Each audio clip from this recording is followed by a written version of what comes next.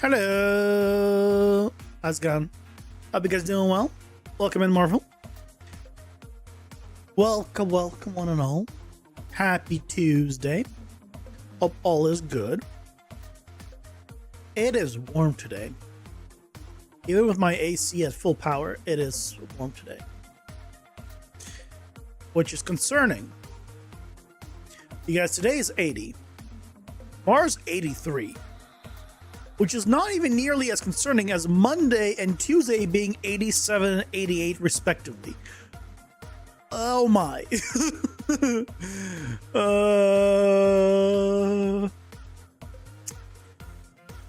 Well, my little AC is gonna be really working overtime. Okay, you know, it's 75.4 right now. It'll probably get to like 77 in the room. By, you know, sunset. It'll hopefully cool down quickly because it is a powerful AC compared to the previous one I had. But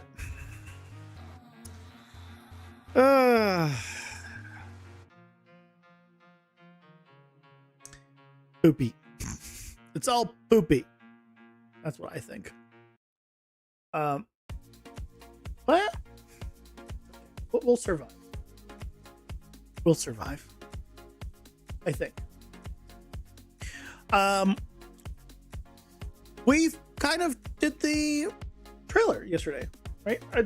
I'd say the trailer's in a good spot. I might do a few more tweaks and stuff, but I think overall the trailer's in a good spot. So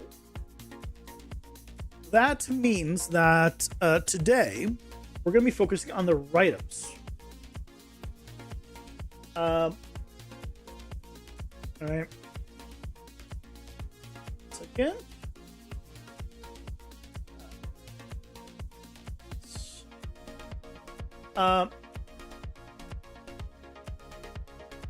Today we're going to be working on the write-ups for the Epic Mega Grant. So we gotta give our best pitches as we hopefully can. So that's the plan for today. Words and writing. I don't like either one of those. I don't like words. I don't like writing.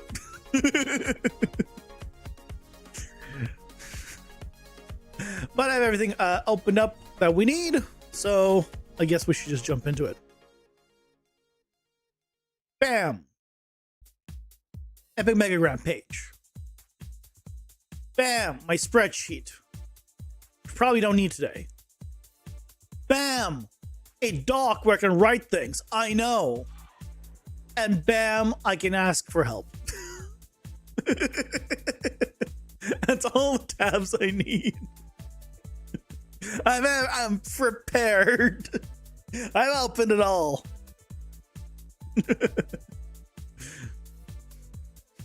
It's all perfect. But let's start, shall we? I'm just gonna go in here. I'm just gonna be like, bam, bam, and then I'm gonna give the answer.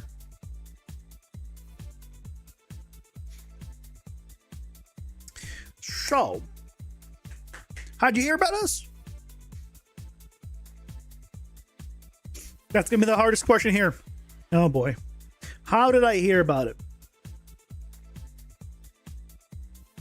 I'm terminally online, and I keep up with what's going on.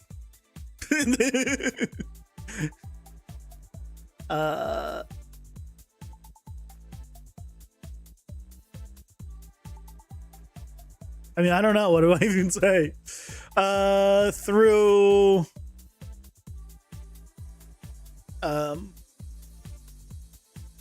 contacts I have. I don't know. It's not through. I don't remember how I heard about it. I just know about it now. I've known about it for so long. I don't.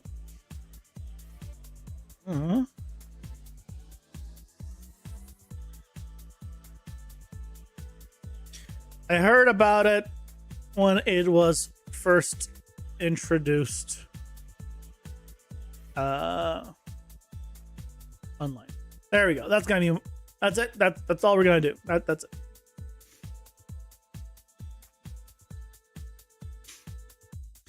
Next.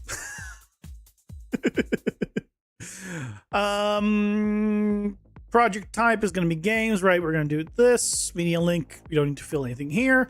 What project is it in? It is a prototype. It's in Unreal Engine. UE3 is an option here. I'd want to see that. I want to see someone submitting for the Epic Mega Grant in UE3. I just want to see the project. I don't care if they get it or not. I just want to see the project. If anyone this day is still is using UE3,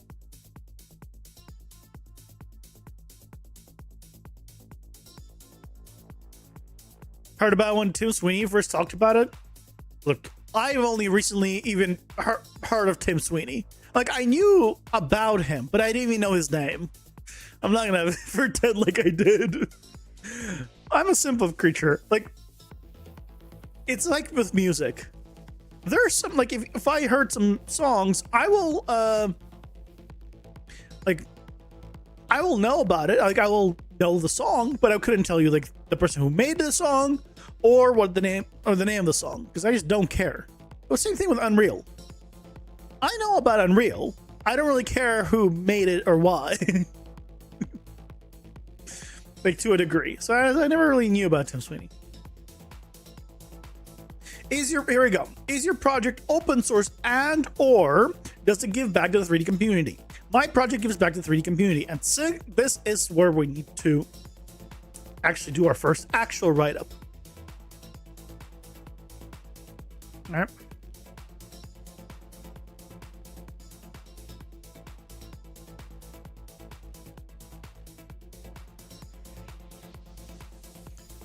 All right, so this is our first actual write-up. I don't know how long these should be. So let's find out. I'm applying for the Epic Mega Grant. For the section that says blank, how long should the answer be roughly? I don't know. Do they want like a 3-page paragraph? I mean, sorry, a 3-paragraph page? Or yes, a 5-page essay? 2-page essay? 150 to 400 words, about 1 to 2 solid paragraphs is a good target. Okay. Too long is over 500, 600 words. Okay, good. We got a ballpark. Okay, 1 to 2 solid paragraphs. So, this is where we got to sell it. Okay, we got to sell it.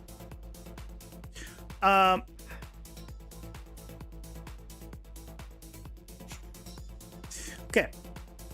The development of the game, Spreading Crimson, is streamed live on the Procedural Minds YouTube channel. I should link it. I should get the link for it.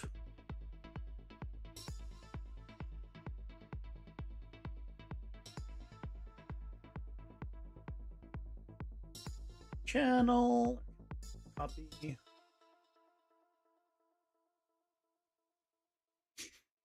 Yeah.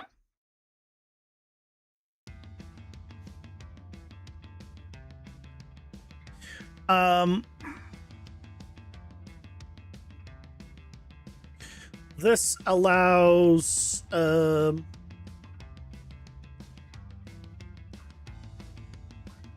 anyone to stop by and ask questions, as well as learn more about the game development workflow inside of Unreal Engine in general.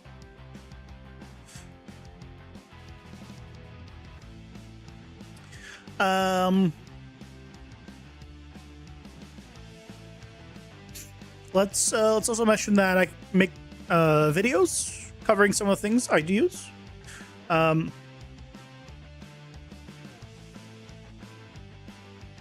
There are also tutorials, as well as breakdowns shown for different systems that are implemented inside the game,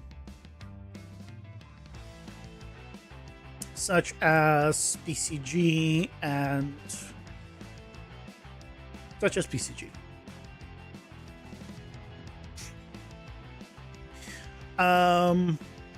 I feel like 2 sentences here is not a paragraph make, but I feel like we need at least 3 here. But I guess this is kind of part of it. So this is, we need words. All right, that's too short, obviously. Okay.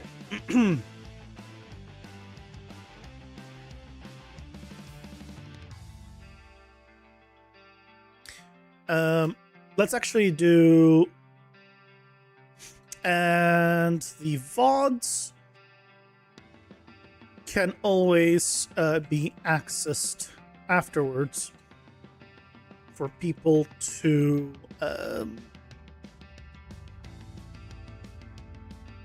use as references. And then here,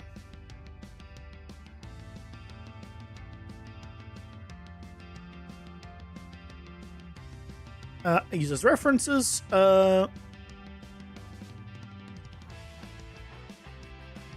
And learn more about the game.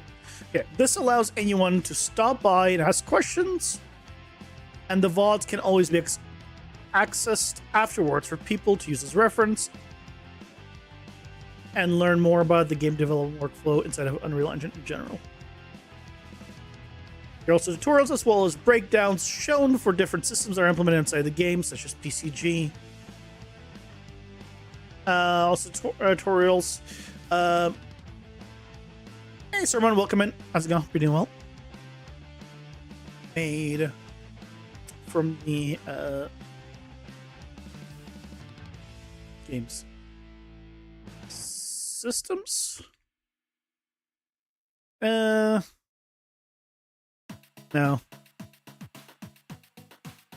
Those tutorials as well as breakdowns shown for different systems that are implemented in the games, such as PCG and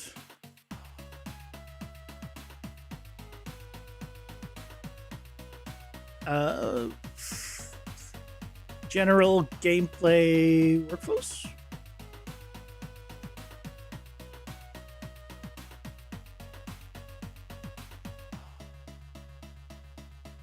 Okay. What else?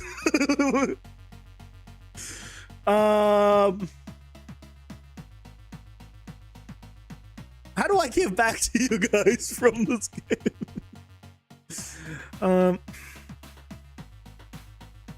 I'm so terrible at stuff like this.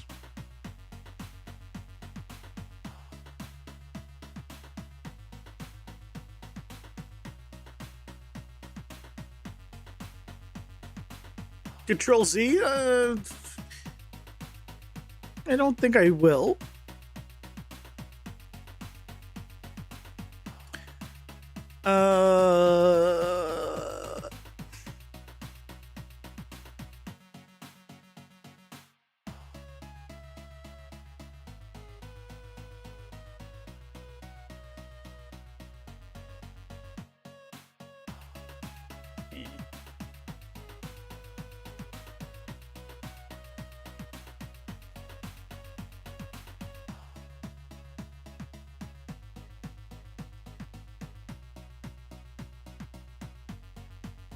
And welcome in. How's it going? Hope you're doing well.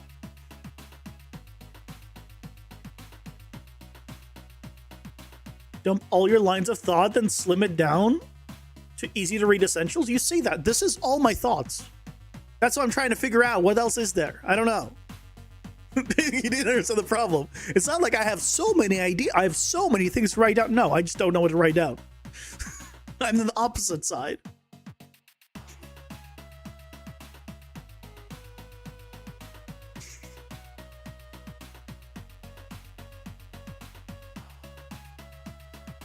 Ask yeah what you've been working on? That's not what the question is. It's not what I've been working on.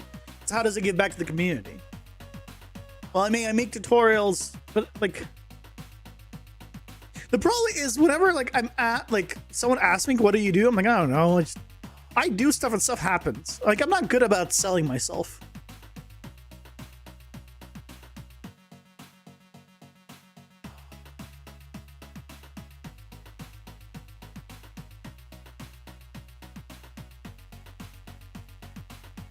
I mean, maybe I can expand on it somehow.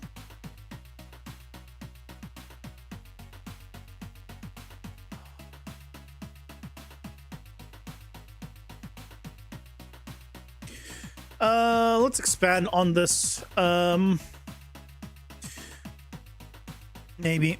The development of the game has been streamed since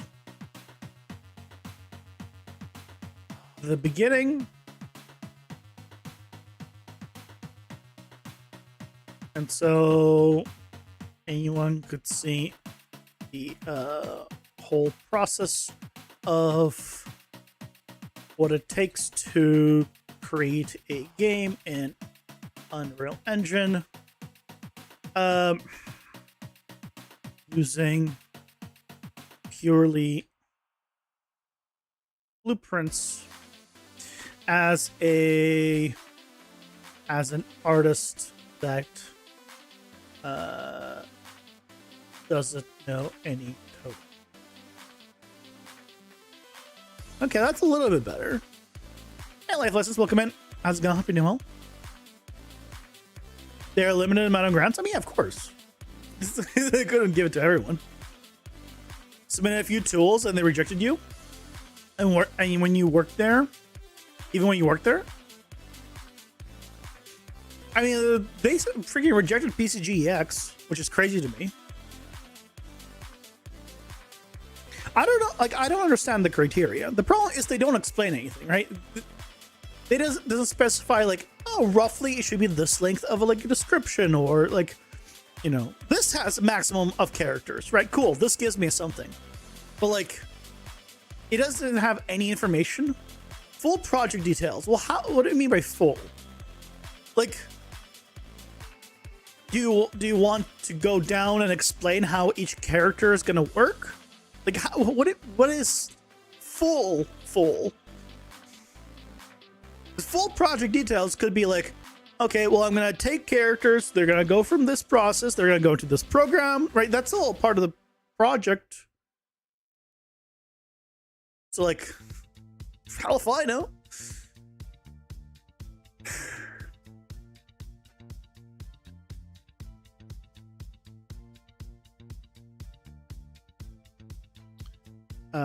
That are made from some of the tools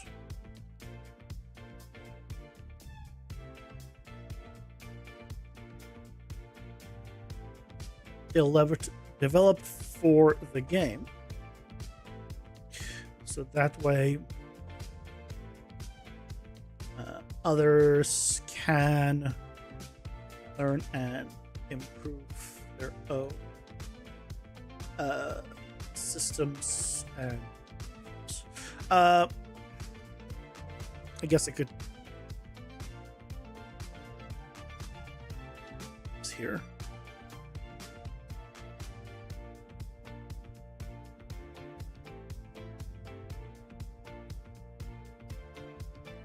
What engine, how you made it, what it's about? I mean, yeah, but that is one sentence, right? And that obviously doesn't need, it needs, it says full.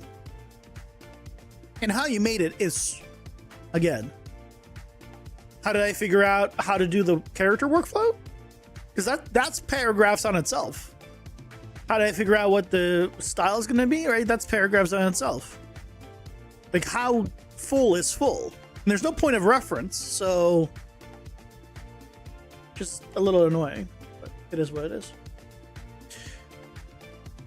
There's also tutorials as well as breakdowns. They're made from some of the tools developed from the game, so that others can learn. And improve their own systems and workflows.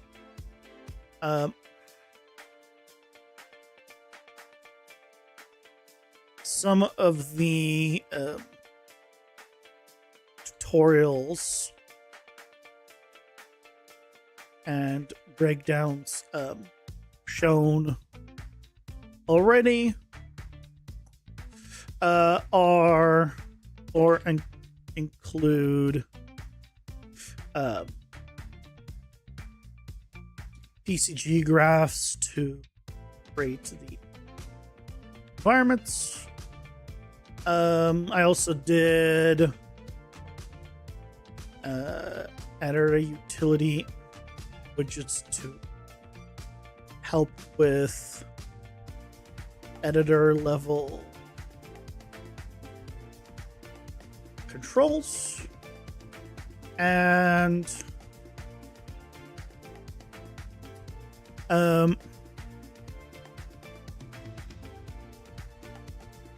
material discussions to show how the game utilizes a single texture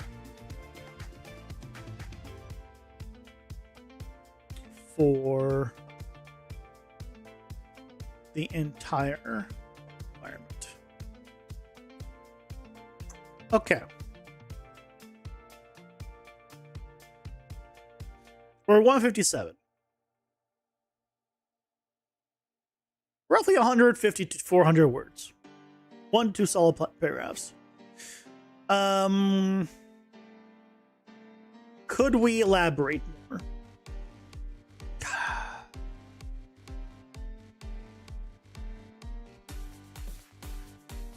I guess VODs is bad. Let's do, yeah, and the videos.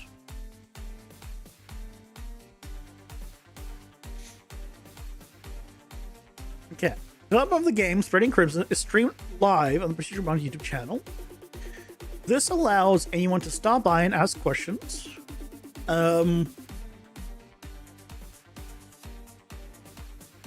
Regarding the development of the game. And the videos can always be accessed afterwards for people to use as references.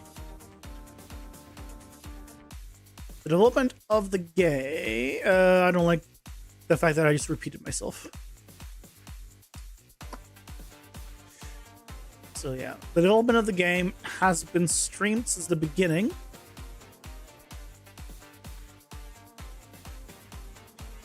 And so anyone could see the whole process of what it takes to create a game in Unreal Engine using purely blueprints and an artist that doesn't know any coding.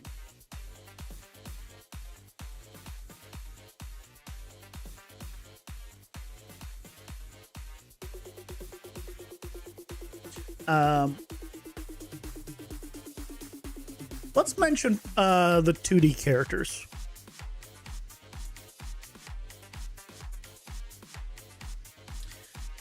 As the game utilizes 2D character sprites,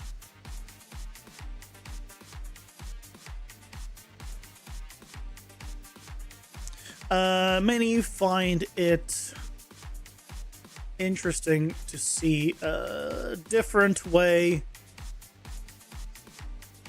of, I don't know, creating, using, see, what am I trying to say? I want to say like something like I don't know. People find it interesting that you can do it that way, but like obviously can't phrase it that way. Why don't you form in the doc how the epic migrant form is? Welcome in, Harahan. How's it going? Hope you're doing well. You say that like I know how to format the doc, period. And not only that, but I know how to format it specifically to be like that. You know how often I use Google Docs? Like actual docs? This might be the first time in years that I've ever used it for myself. I'm not a doc user, so like this is fine. I'm good enough for me. I don't. Why do I need it formatted? The game utilizes 2D characters. 2D character sprites. 2D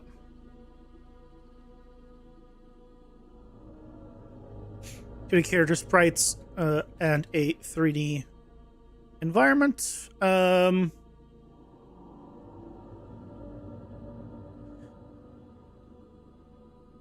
Many people that stop by the streams are intrigued to learn more about the process. Every time you go back on docs, you have to relearn shit? Oh, I never learned anything for docs. I can type things. That's all I needed to do. I can paste an image and I can type. What more do I need here? I looked up how to get a word counter. That's pretty much all I really need. Okay, like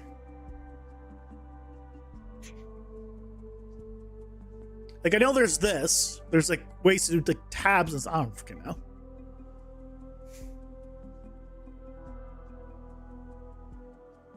Your dilemma would be: do you write for a human that's already read 50 of these today, or do you write for the AI the human asked to compile a short list based on criteria? Well, you write for the human. Hey Cody, welcome in. How's it going? Hope you're doing well. Some development of the game, that's really the bulk, but you'd lean into that and that only. You wouldn't try to force a certain amount of words if you don't need to say all that. Well, I don't know. That's the thing. Based on this, it recommends like 150 to 400 words. With like 1 or 2 solid paragraphs. I can say that in a single sentence, but I don't think they want a single sentence. Because I don't think that's going to look good. So I'm going to elaborate. This is the big one. This is honestly the big one.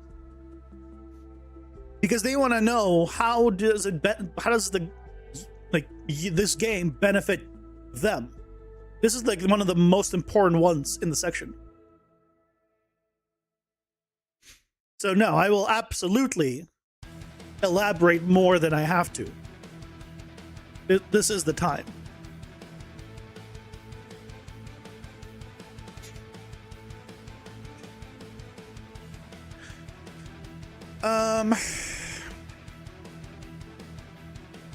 This allows anyone to stop by and ask questions. Oh, wait, hold on. This allows anyone to stop by and ask regarding the development of the game.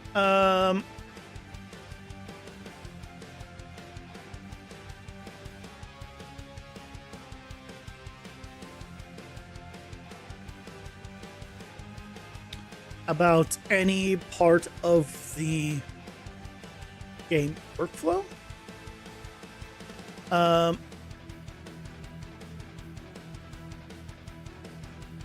You're in any part of the workflow, and the videos can always be accessed afterwards for people to use as references. Element of the game has been streamed since the beginning, so anyone could see the whole process of what it takes to create a game in Unreal Engine using purely blueprints as an artist that doesn't know any coding. As the game utilizes 2D character sprites and a 3D environment, many people that stop by the streams are intrigued to learn more about the process. stop by the streams and watch the devlogs. Aren't you learn more books?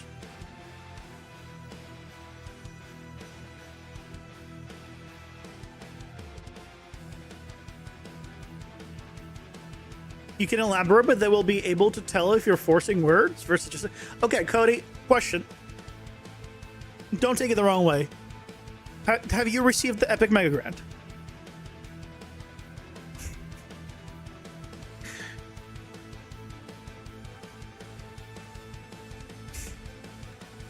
Don't take it the wrong way.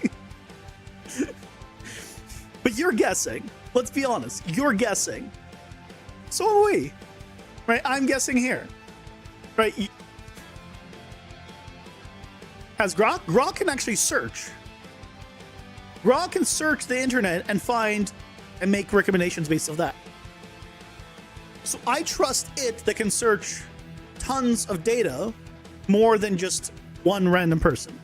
So in that regard, yes.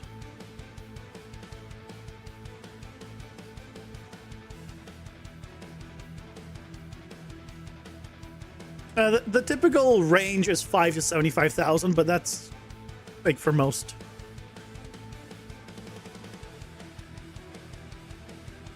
I don't know. I mean, minimum. I'm sure if you ask for like $5, they might give you $5. I don't know if there is a minimum. Make a single cell table and put the answer inside the table and make the questions headings. Why? This is fine. I have no reason to do that. Hey, Morongo, welcome in. How's it going? Hope you're doing well. Pretend you are in Shark Tank.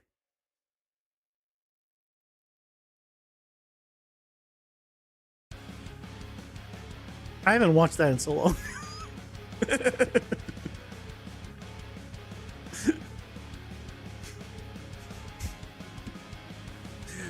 Is it still going? I mean, I say like I haven't watched this show so long, like I've watched it like consistently. No, I just watched like YouTube stuff, like YouTube clips of different products. Always like the successful ones, pretty much. I've never really watched the shitty ones. Because those are not interesting. You know, yeah, the same with me. I only want to see clips, basically. Or if I hear about a product and I find out that it wasn't Shark Tank, then I'm like, I'll look it up that one. Don't be shy about numbers. You're one of the biggest channels after all. It's a measurable impact. I don't consider myself big at all. Or impactful.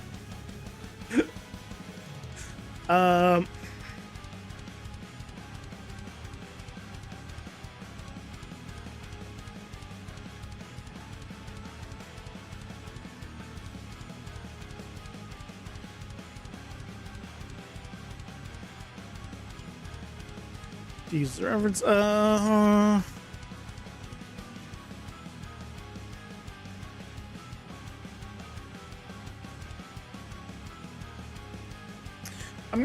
I'm gonna move this here because we're talking about asking questions and then what it has.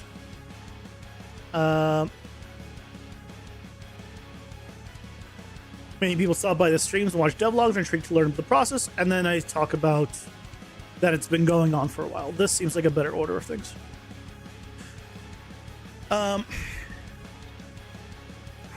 There are also tutorials, as well as breakdowns that are made. Some of the tools developed for the game so that others can learn and improve their own systems and workflows.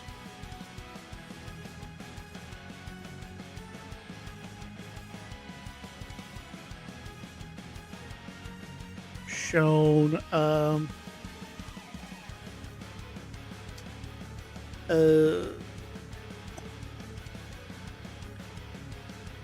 include ECG graphs to create the environment. Editor here we just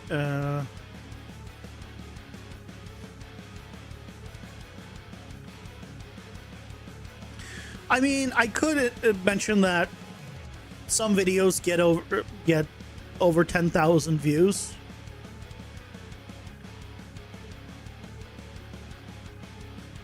You played 3 times the Mega Grand? Epic doesn't like it. Do they tell you why you didn't get it, Rohan? Out of curiosity? Like when you apply, I know they will tell you you don't get it, but do they tell you why? At all, in any form? You applied once and even had a demo to play, got rejected? I mean, yeah, statistically, most people get rejected. Like, I don't have high hopes of actually getting it, but it doesn't cost me anything but time to apply. No, they don't give no feedback. Of course they don't. That's always the annoying thing when you apply for stuff like that and you get nothing that tells you at all what the problem was. Because maybe the game is great, everything is great, and just your budgeting was the problem. Like maybe they just didn't agree with how you were spending the money. Or the release time. Or, you know, it could be nothing to do with the game is what I'm saying. Like, who knows?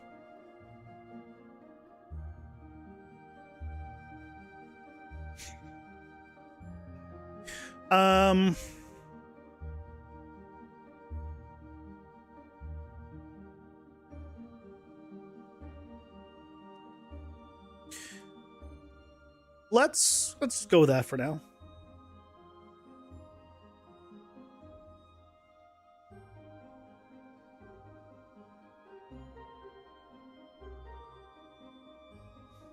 I'm mainly interested in future tech ideas. Games are probably a small percentage of the grants. I mean, maybe, but PCGEX didn't get it. And as far as I'm concerned, PCGEX is one of those things that, in terms of giving back to the community, is one of the biggest things there is. It's a giant free plugin that really expands the power of PCG. But no, that wasn't good enough. But who knows why?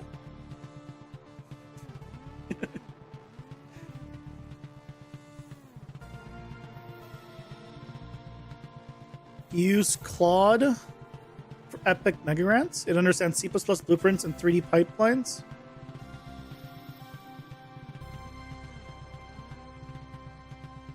When you convert your GDD into a technical proposal without usual AI fluff. I don't know what you're talking about. I have no idea what any of that means.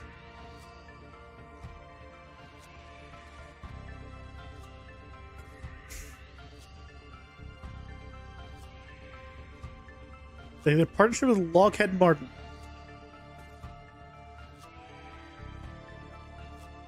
I've heard the name. I have no idea who that is.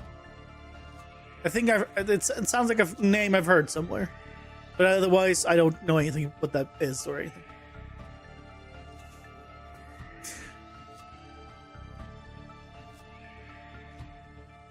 Okay, project elevator pitch.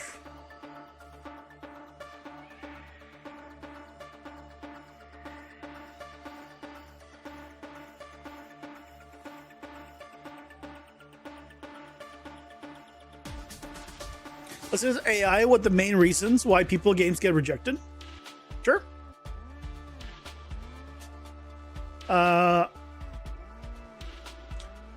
What are the primary reasons people's submissions get rejected?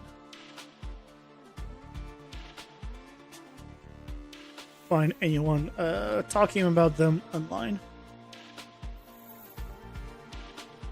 Because I imagine there are people talking about being rejected, but if they don't know, it's going to be hard to... Maybe people can guess. But based on the discussions of applicants on Reddit and everywhere else, budget requests that are too high or unrealistic. Many rejections trace back to asking for too much, 100 to 500,000 plus. Many grants awarded are 5 to 50K, with larger amounts facing extra scrutiny, milestones, and lower approval rates. Applicants often note that Epic treats this as a nudge or bonus, not full project funding. High asks signal poor fit or over-reliance on the grant. Like, for me, right, if we take a look here, my budget is this. And telly speaking, I could drop the concept artist and ask for less. And I might. Right now it's 46,000. If I drop the concept artist, then it's 35, which is a much smaller of an ask. 35 versus 46, right? So I might end up dropping it just to increase the chances. Because the big one for me is this one. This also is, pretty big, but the big one is the card art. Because if I can replace that, then I can think about early access. Hey, Vicious, welcome in. How's it going? Hope you're doing well.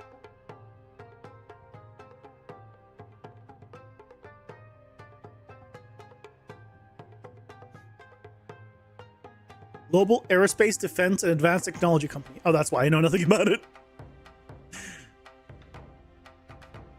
Hey, Kane, welcome in. How's it going? Hope you're doing well.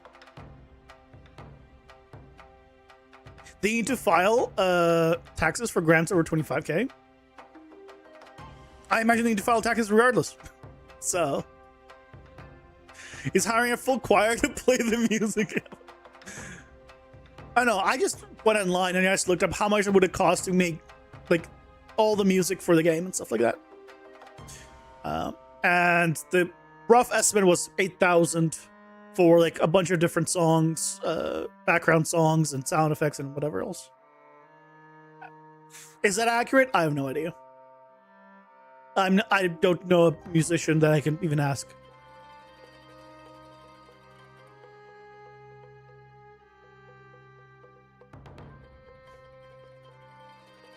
But keep in mind that you get taxed, right? So that's why this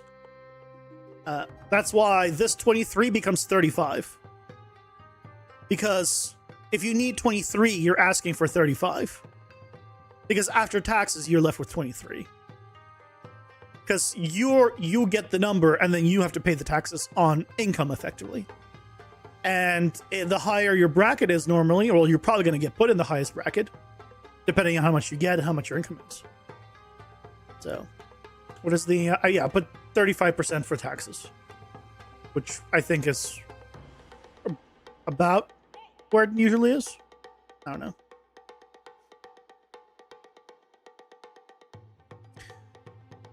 Project elevator pitch.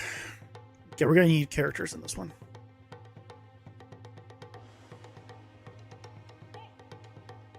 Oh, yeah, I understood. But you also, as the person who receives it, also is getting taxed. If anything, they're probably can do it as a write-off. I would imagine. It's all business expenses. I don't know how any of that works. Okay.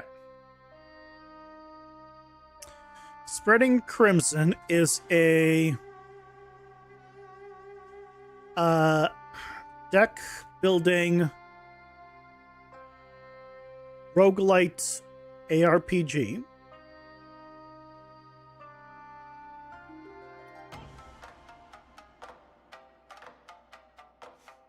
Where you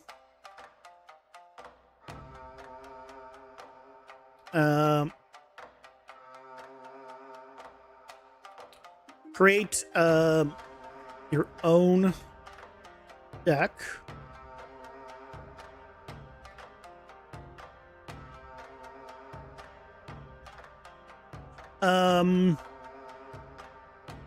And use it during the dungeon run to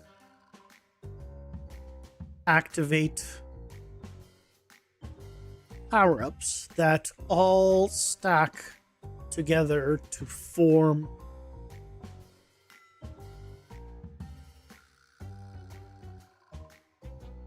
interesting combinations. Where are we? 196. We're actually near the end already.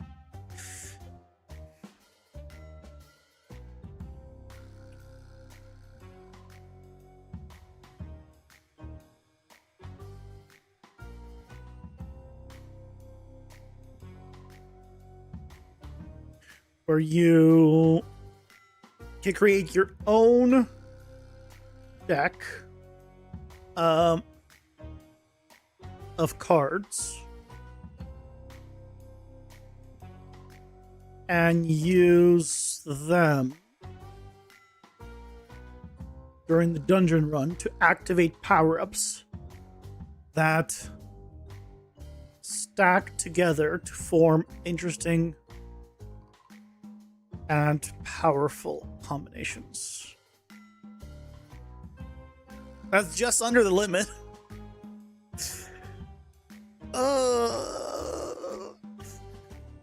I don't love it, I'll be honest.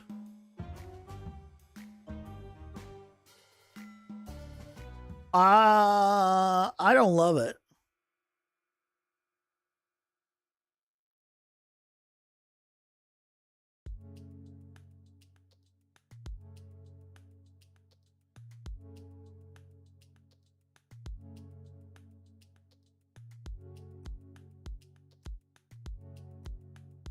What about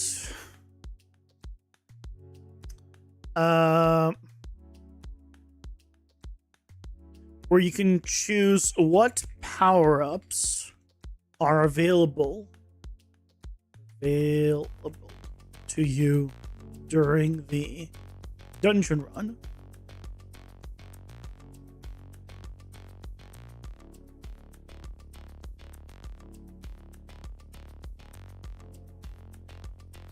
Stack power-ups for interesting combos. Go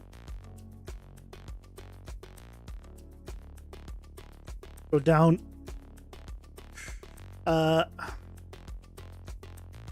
Progress through the 3D procedural dungeon.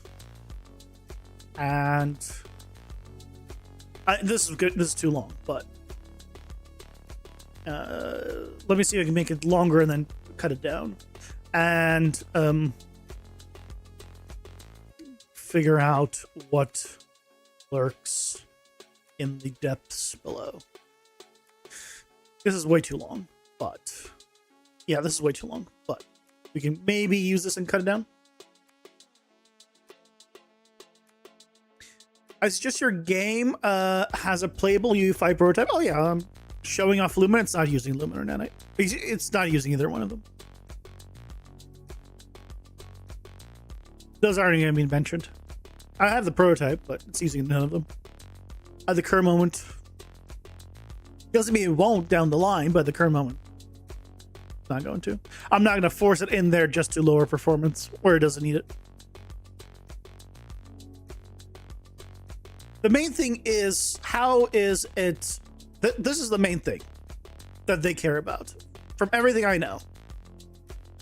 Whether or not it uses Lumen, as far as I know, it's not a deal breaker.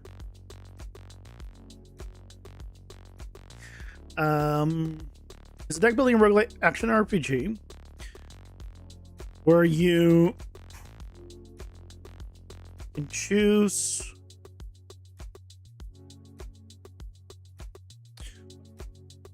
what if we did this?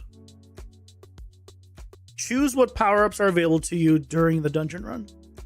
Stack power-ups for interesting combos. How long is this now? 248. We're getting better. Stack powers for interesting combos.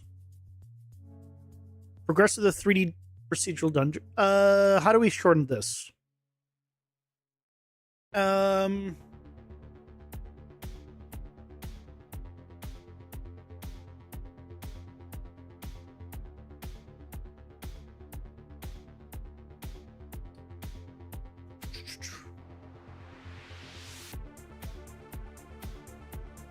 And we just do and find what lurks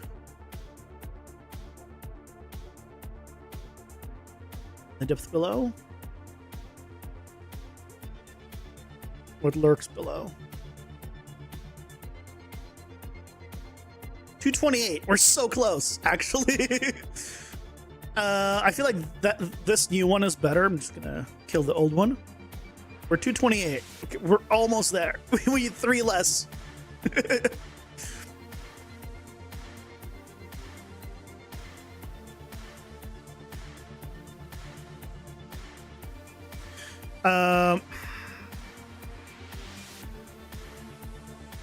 Choose the power-ups. How do we make this sound better? Choose what power-ups are available each dungeon run. Choose what power-ups are available to you each dungeon run. Stack power-ups for instant combos, progress through the 3D procedural dungeons, and find what lurks below. 222. I want to I want to specifically say that they're 3D, they're procedural. I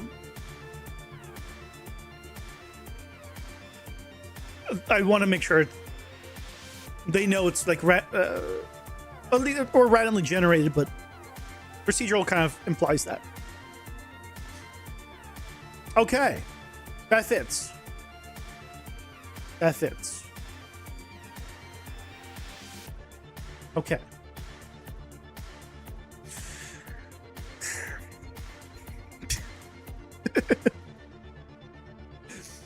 At the very least, after this whole process is done, someone will have a reference to the Epic Mega Grand submissions going forward. Someone will be able to actually be like, oh, look, here's a point of reference. This guy either got it or didn't get it. Let's use that as a reference. Because no one else is doing this.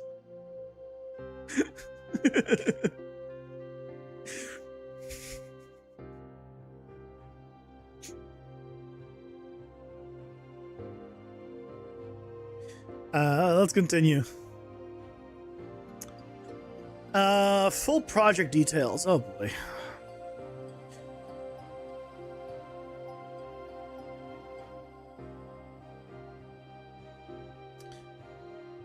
Oh boy.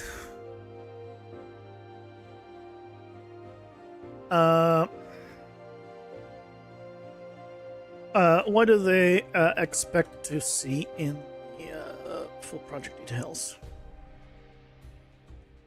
How long, etc.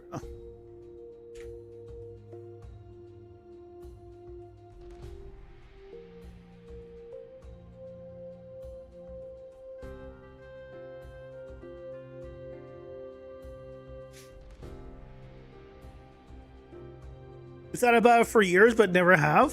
Figure you see what the process is all about. Hey, Achilles, welcome in. How's it going? Hope you're doing well. Ooh. Choose power mix and match for combos and run the procedural dungeons. Yours is better, is it? Stack power for interesting combos, progress through the procedural dungeon. Yeah, I like mine a little more. The mix and match is interesting.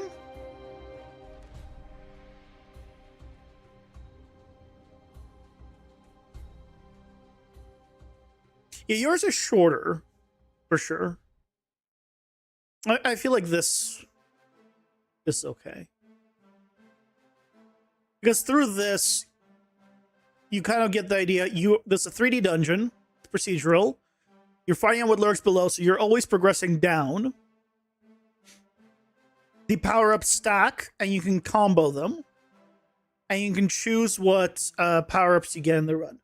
That's basically everything that we're saying here. Aside from the fact that it's this.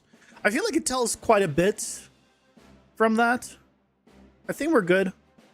This is going to be the full project deals. What the hell are we... aim for a clear, concise, and focused write-up of roughly 300 to 800 words, or 1 to 3 pages if thinking in document terms. I'm not. But Jesus Christ. It's not a strict limit. The form is flexible text field. The reviewers handle thousands of submissions, so brevity and clarity win. Okay, here's what I'm gonna do. This is for the spreading Crimson game by Procedural Minds. Can you give an example of what should be there? While it's thinking about that. I think the available each dungeon run is what throws it off a bit. Makes it long. Oh, it's within the... It's 222, so we're good. We're 3 characters under. But yeah, I agree that this could probably be better, like shortened somehow. I could just drop this. Choose what power-ups are available to you each run.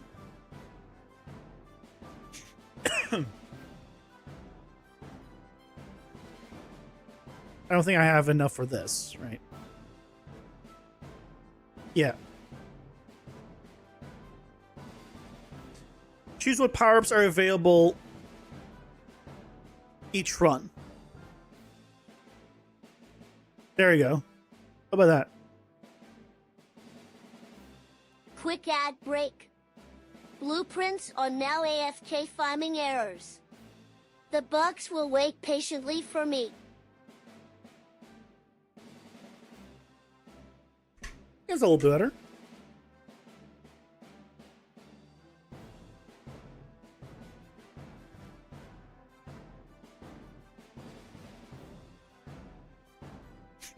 We could say choose what power-ups are available each run, comma, and stack power-ups for interesting combos, progress through your dungeon. Like, we could also just do this. That is exactly 225. Technically. But, I don't know.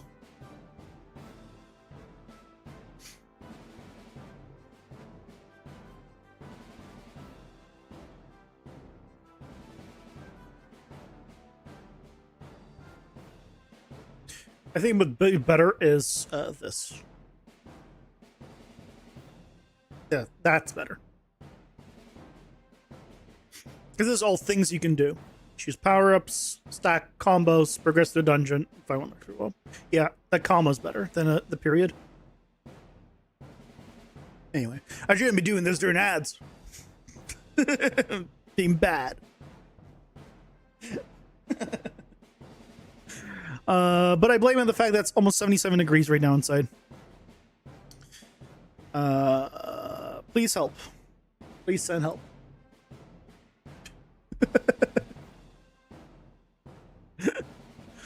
Next week is gonna be even worse. Gonna be even worse.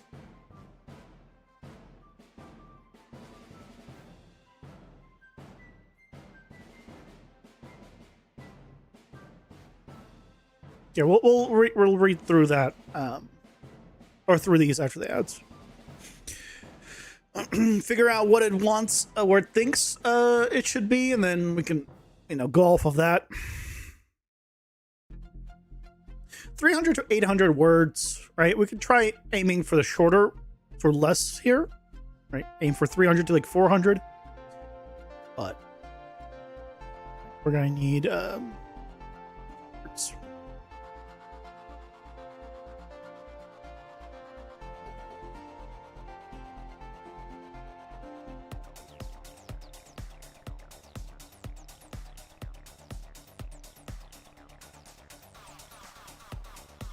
Okay, so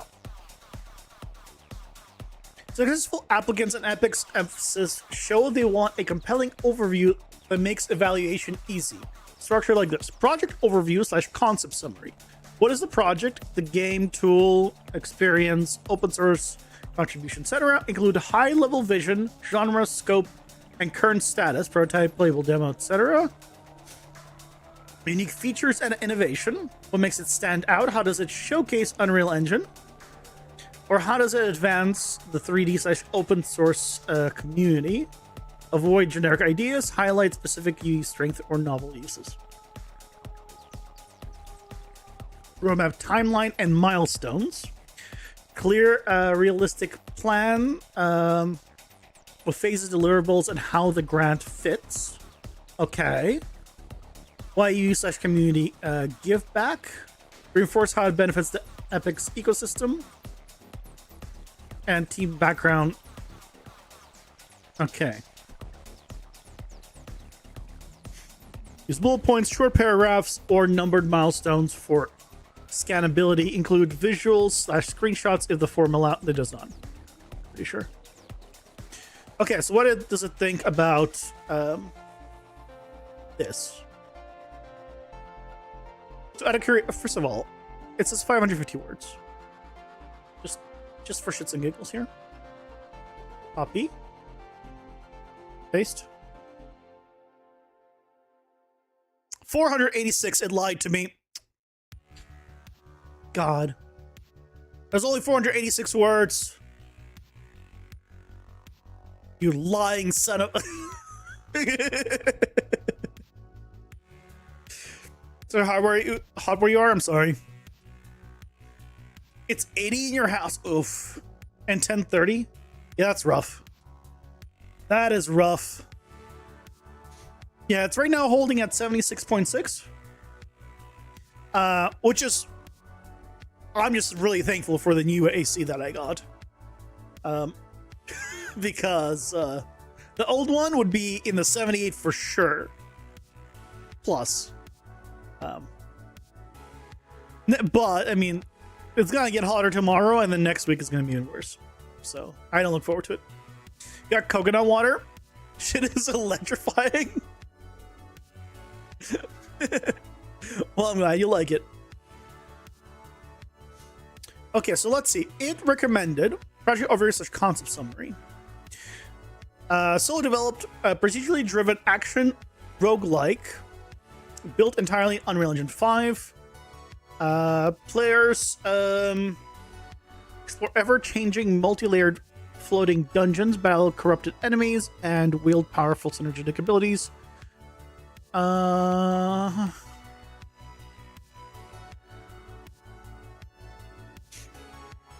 Okay.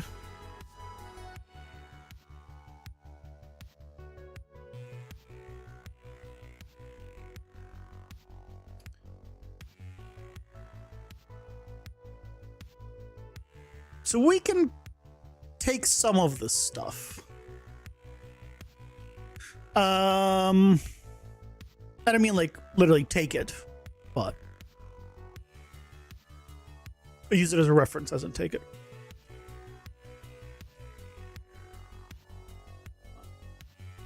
Can I grab you? Because I like some of the stuff it has written here. Okay.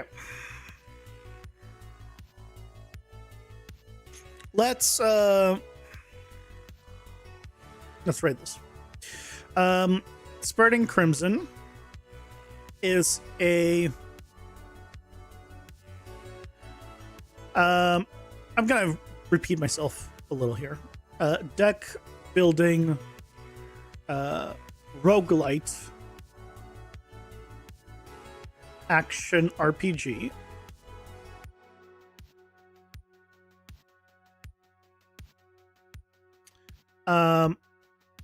Built entirely inside of Unreal Engine 5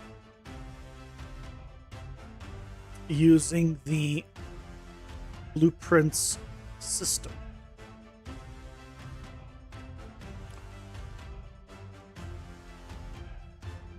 I'm not gonna...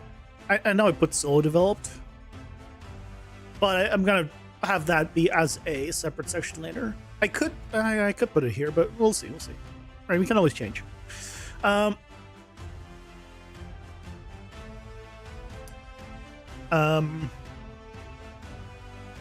Players explore a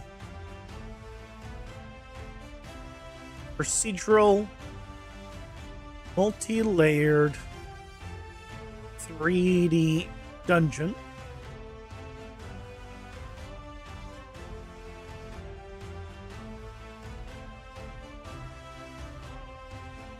Battle unique enemies.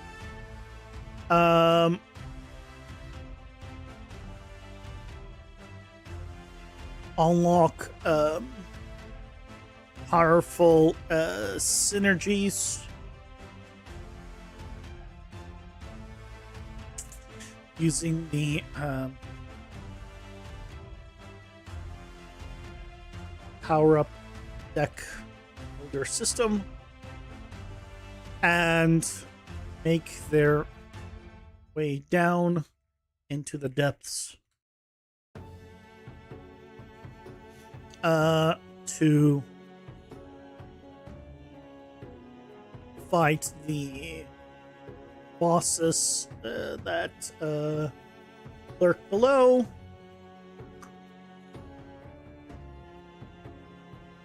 In order to uncover the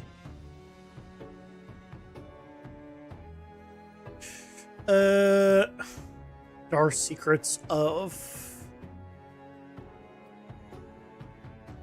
their world. I have lore in my head, so it's kind of accurate.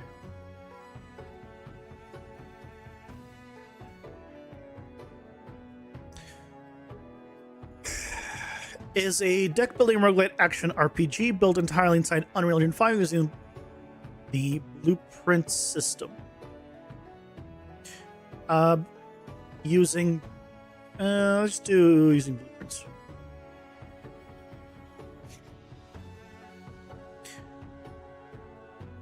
Players explore procedural, multi-layered 3D dungeons, battle unique enemies, unlock powerful synergies. I'm going to mention that separately. And make their way down into the depths to fight the bosses that lurk below.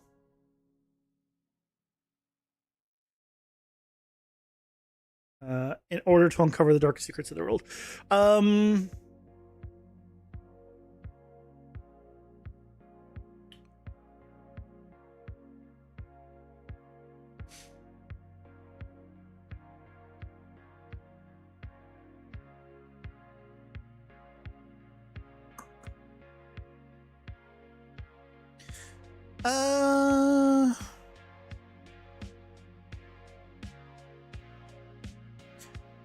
After each run, the player returns to the I could say to the hub. You could also say he returns home. Returns home where they can unlock permanent upgrades to make future dungeon runs easier, as well as purchase new cards for their deck.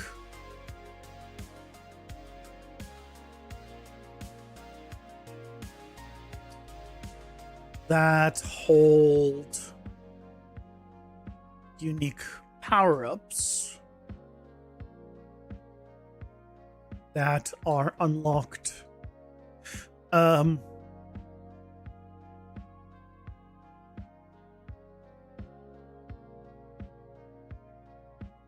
Each run.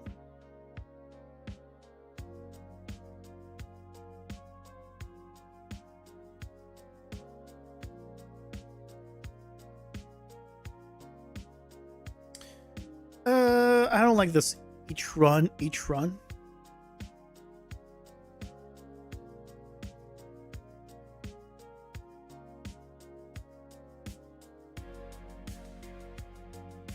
After each death,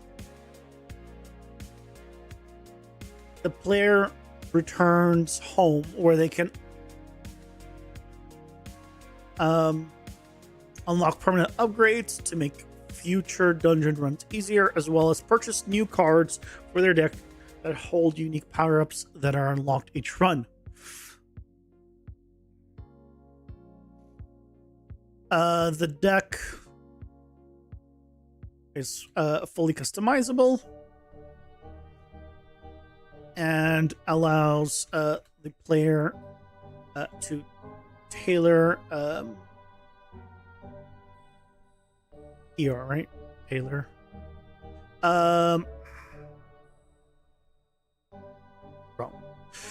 To tailor the gameplay style to however they prefer.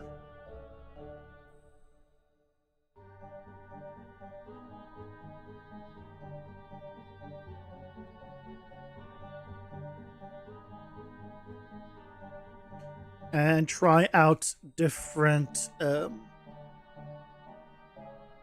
power-up combinations with ease. That's not terrible.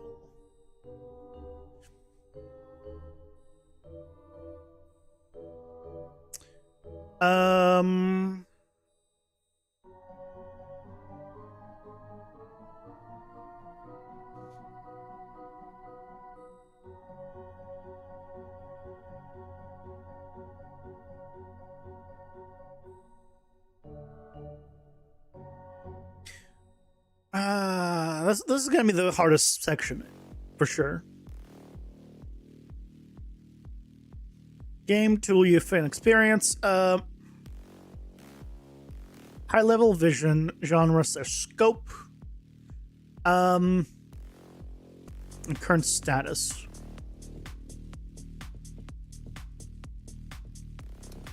So let's do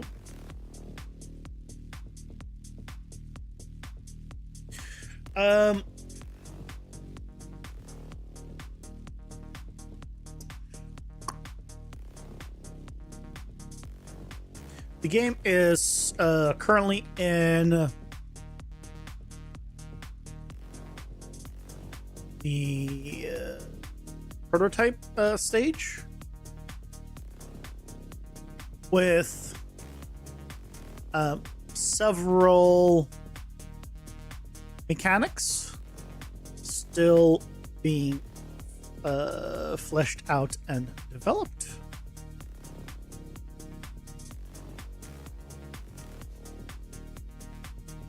It's currently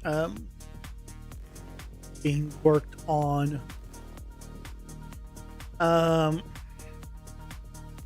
by Procedural Minds, or it's currently being developed by a solo developer.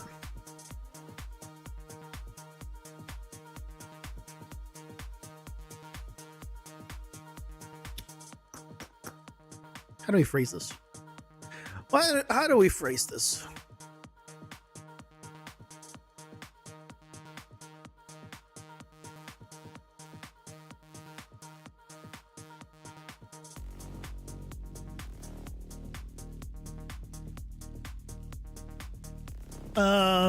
And has been in development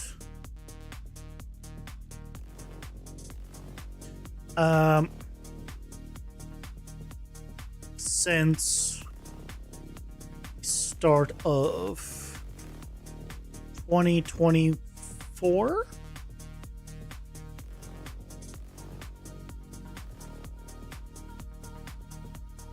We worked on by a sole developer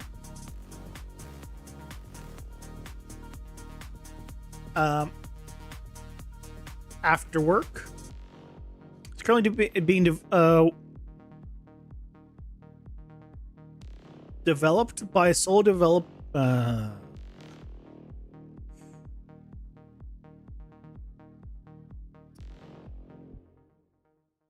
there a synonyms thing? It's currently being worked on by Soldier after work. Our time. And has been in development since the start of 2024.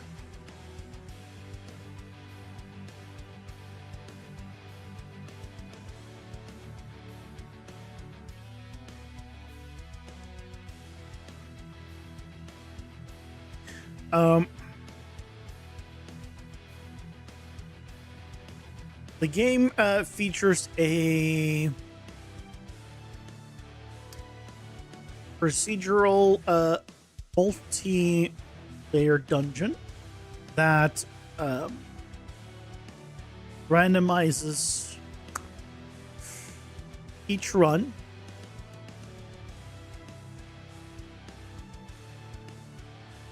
using pre-built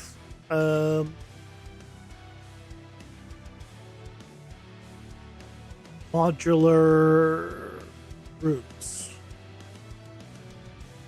Don't put rooms in quotes. They're not telling rooms, right? But they're rooms.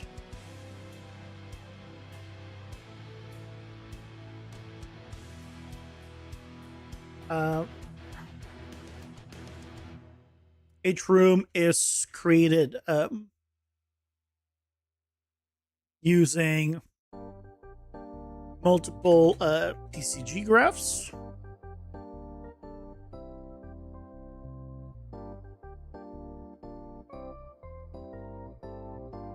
to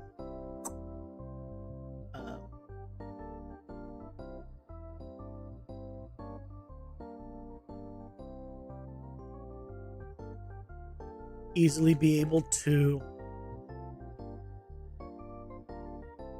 create interesting and varied environments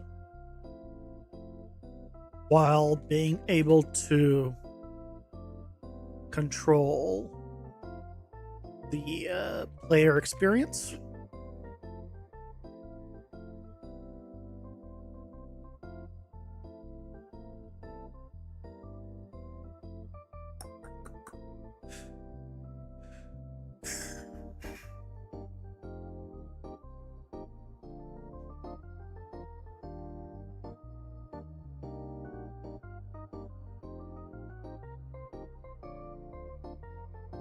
So I'm kind of here. I'm kind of in between these two. This part, how does it advance the 3D open source community? All is going to be its own section, I think. I'm kind of answering what is the project and all of this kind of stuff.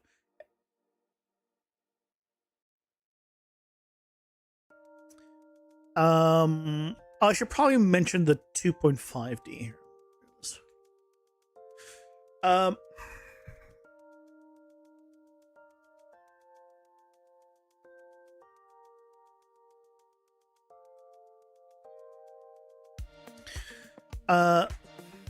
The characters in the game are fully 2D sprites.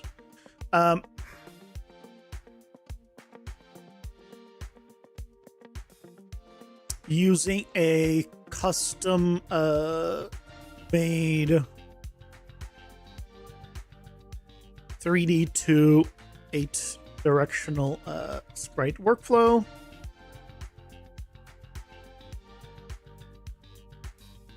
That takes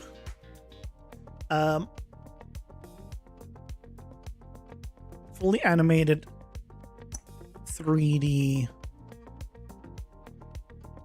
characters and renders them out as 8-directional flipbooks to use inside Unreal Engine 5.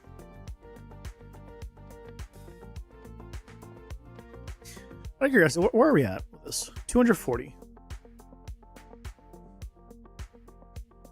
Okay. Okay.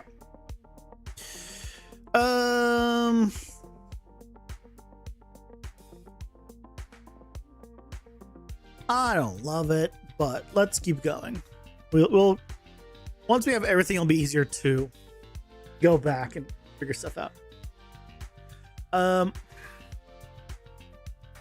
Yeah, let's talk about the how's advanced for the community and all that.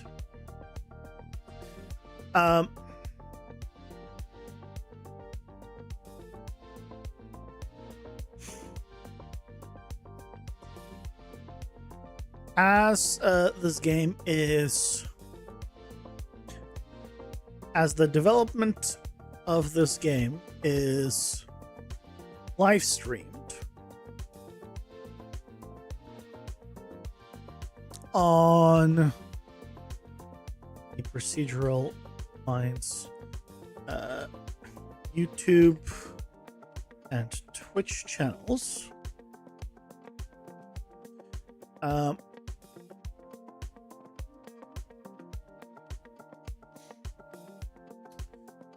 The community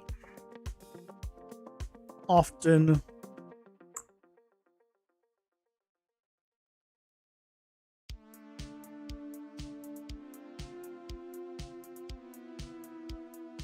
helps out with suggestions for the game or for the game.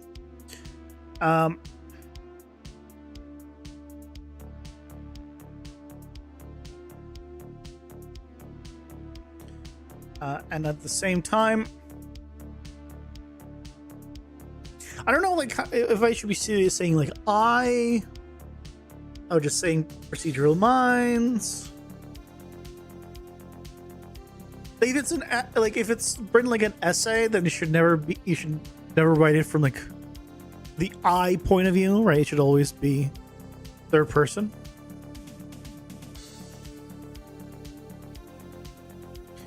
So I guess I'll do it this way. At the same time, Procedural Minds creates tutorials and breakdowns for the community to share the tools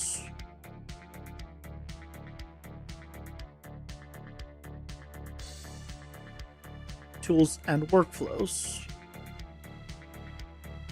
he has figured out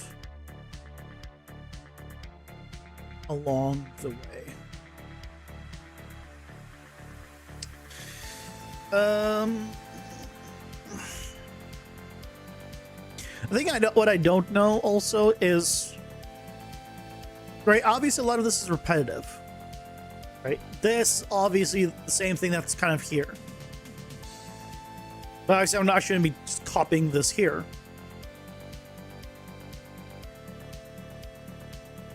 But so right, because this would not be good. A lot of this is the same.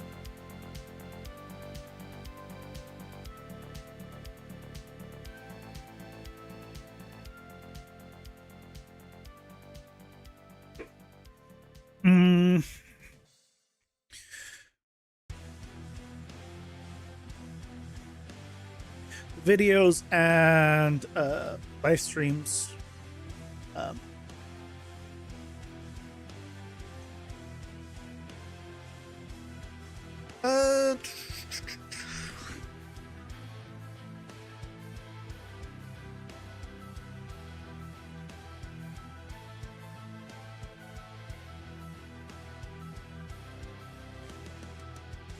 He goes out of his way.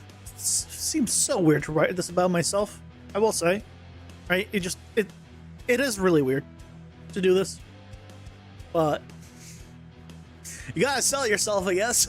Now's the time to answer any questions that come up during live streams or left as comments on any of the videos. He publishes on his YouTube channel.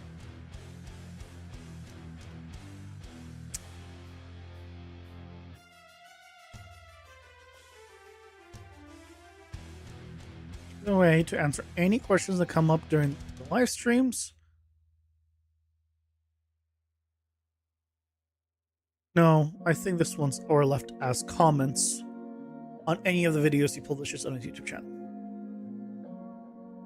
This is the like, how does it go back to the community kind of thing. The thing is, this is not like the project details. This is now selling myself. Hold on, I'm just gonna question it.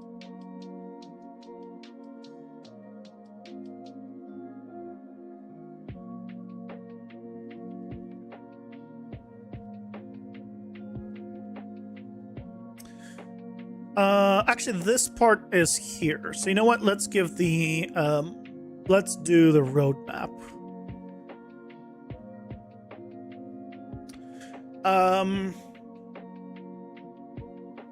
Which I guess is here.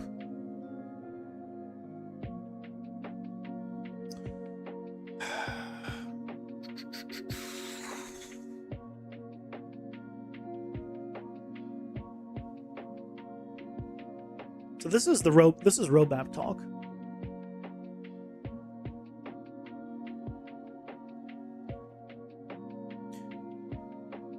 This is not roadmap talk. So this is mechanics. So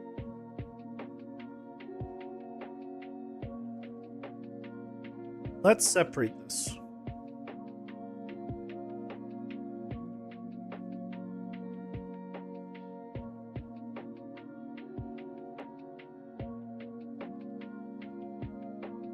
Let's separate this on.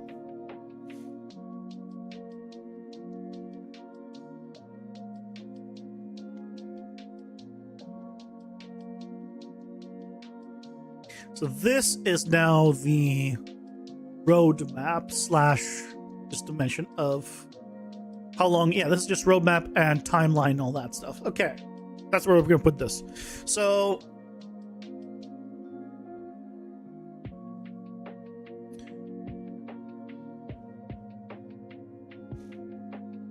the current timeline is to create a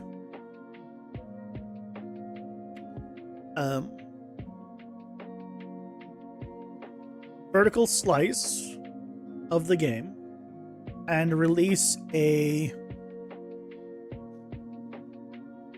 and early access version by end of 2027. By the end of 20.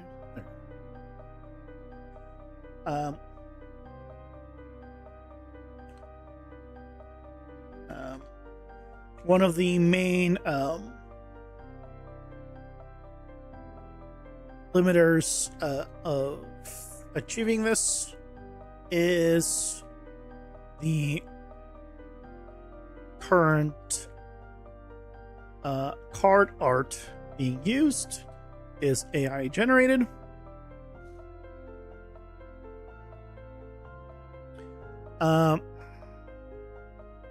And ideally an artist would replace it all in one consistent art style, as well as develop a uniform look for the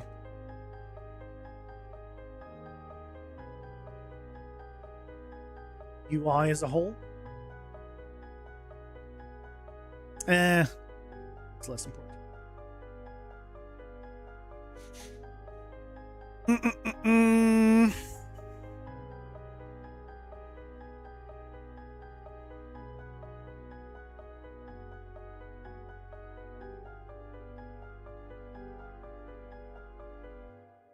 Like, I don't know how much I need to go into, like, the roadmap timeline here, because there is a section here for it, isn't there? Hold on.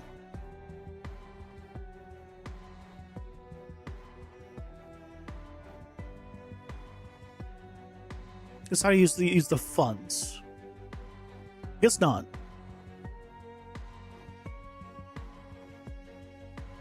Here, yeah, here the milestones are just clear and realistic plan with phases, deliverables, and how the grant fits. I mean, we can go into depth.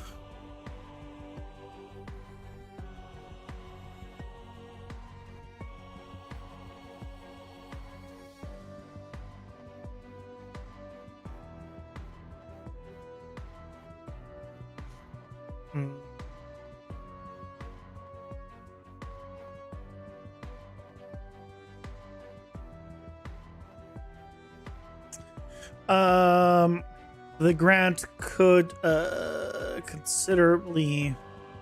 I don't want to say the grant could push this date up.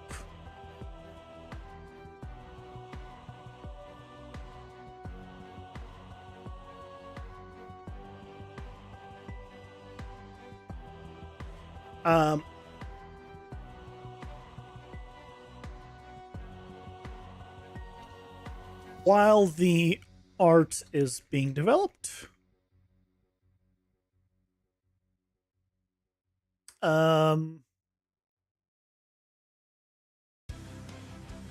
procedural minds will continue to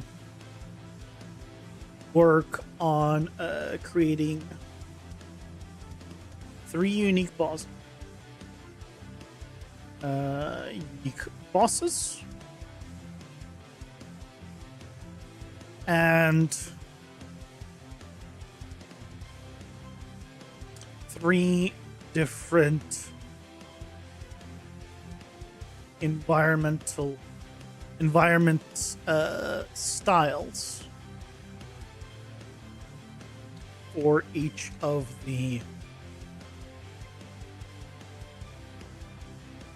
dungeon levels.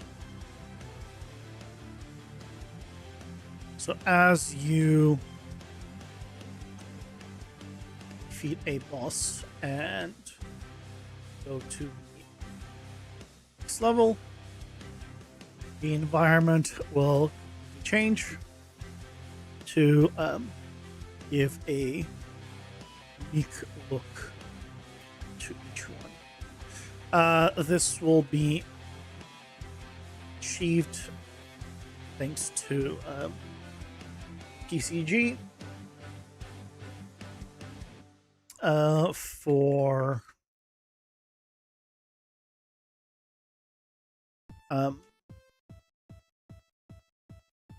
quick swapping of themes.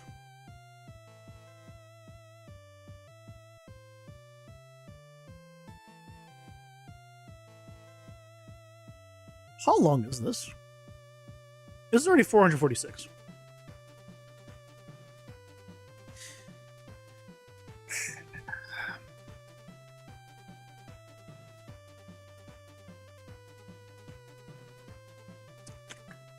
I feel like I've written a lot and I've written nothing at all. I don't know if that makes sense. Like, I feel like I have said a lot, but at the same time said absolutely nothing.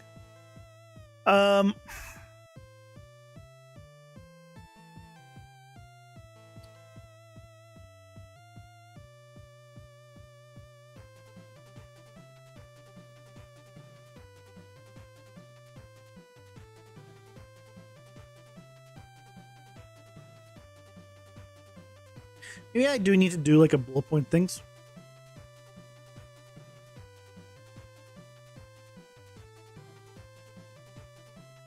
What if I did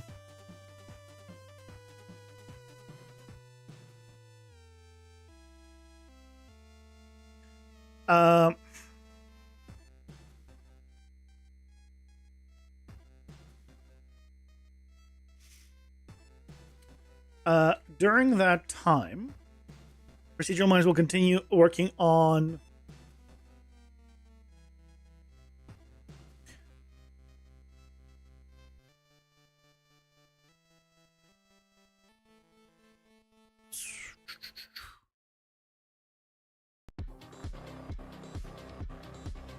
creating 3 unique bosses.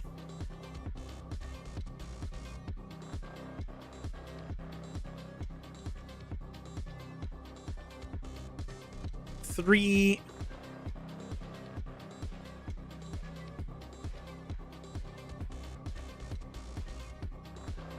creating 3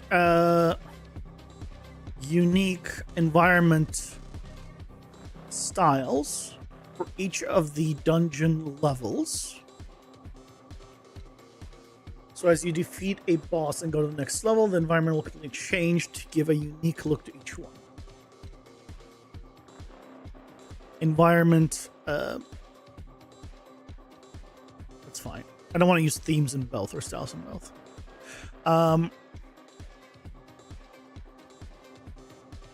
What else am I working on?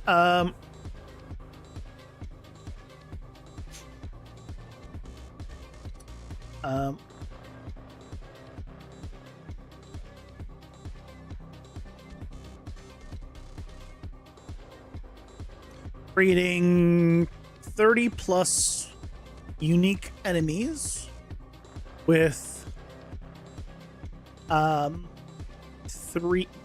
of 3s here. 3 tiers of unique enemies with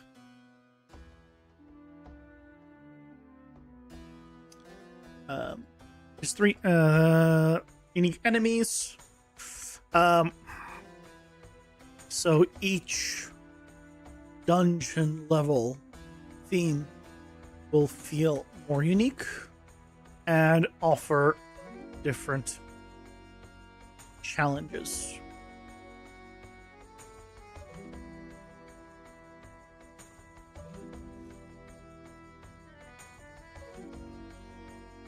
So we'll continue to work on creating, and then I can just drop the word creating from all of these. What else am I going to be working on?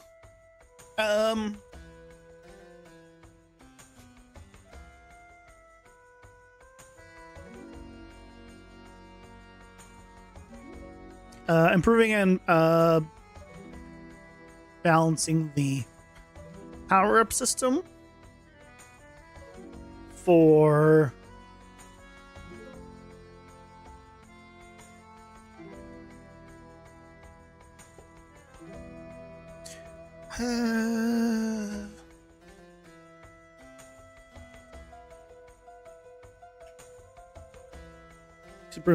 balancing the power-up system. I'm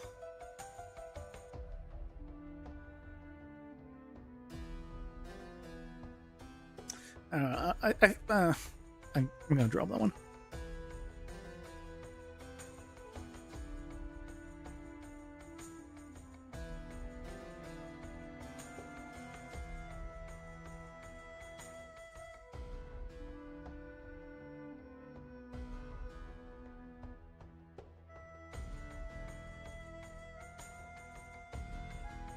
Maybe I don't.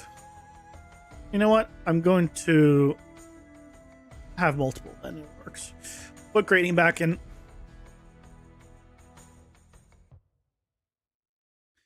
Then I can do improving balancing the power system.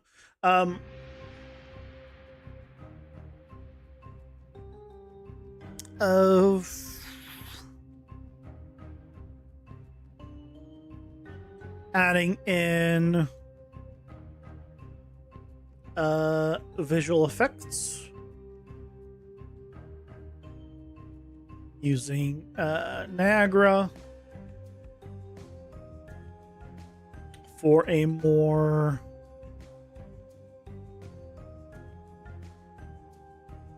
I don't want to say visual experience. Sensory's not. For more interesting experience. I don't know.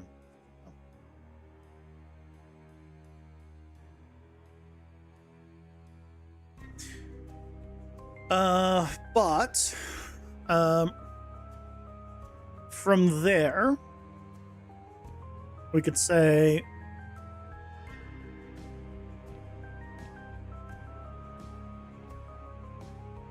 we can work on this. One of the main limiters of achieving this is the current card art being used. Let's do talking about where the grant money was going to go.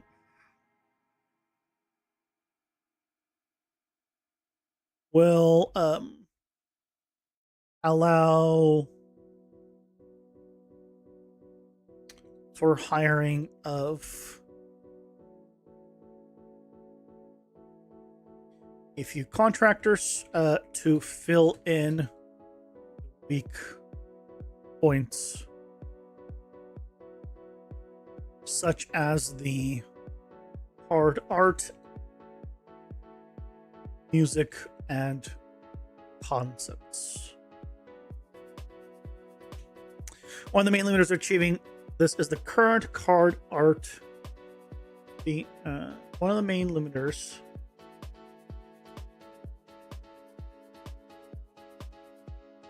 is the current card art being used. Is the current card art being used is AI generated, and ideally an artist would replace it all in one consistent art style.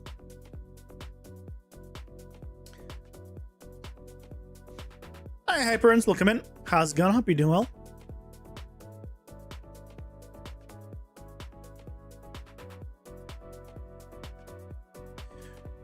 Music is not a strong point for procedural minds, so ideally a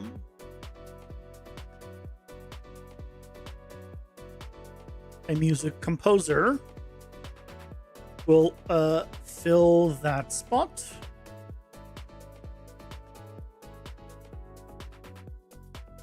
And be able to create several tracks and maybe even sound effects to be used throughout the game. I'm glad you're doing well.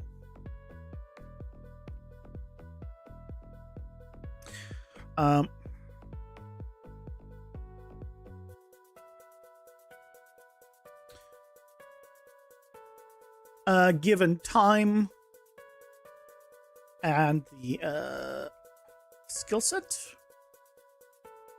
the same artist could do some concept artwork for creating the different enemy or the different characters and enemies or enemy designs.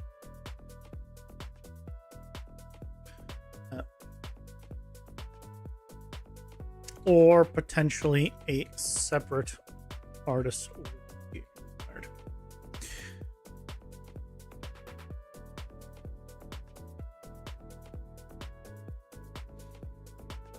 Grant money would allow for hiring of a few contractors to fill in the weak points, such as the card art, music, and concepts.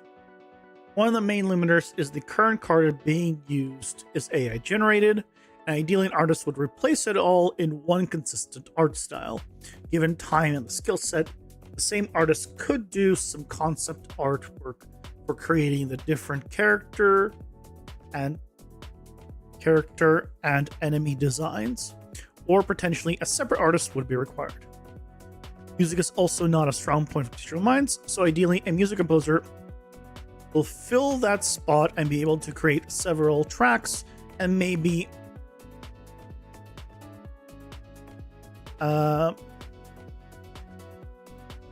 even sound effects to be used throughout the game.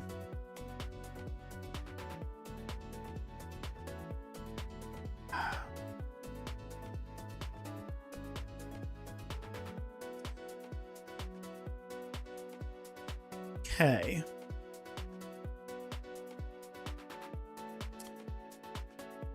Pick section 4. How's the... this is the only thing that's actually for how's the money being used. But that's not the real breakdown. That's a different section. So, as the development of this game is live stream... so this is how is it benefiting the community.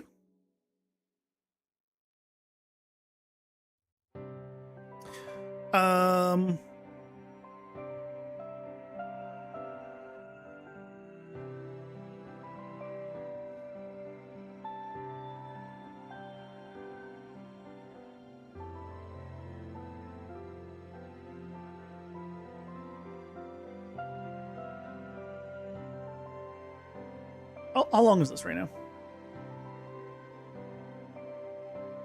568. It's pretty much right in the middle of how long it should be. Okay, let's kind of read it from top to bottom. Right now I'm in 5.7 because there's too many bugs in 5.8. I'm waiting for at least 5.8.1, which is confirmed to be coming at some point.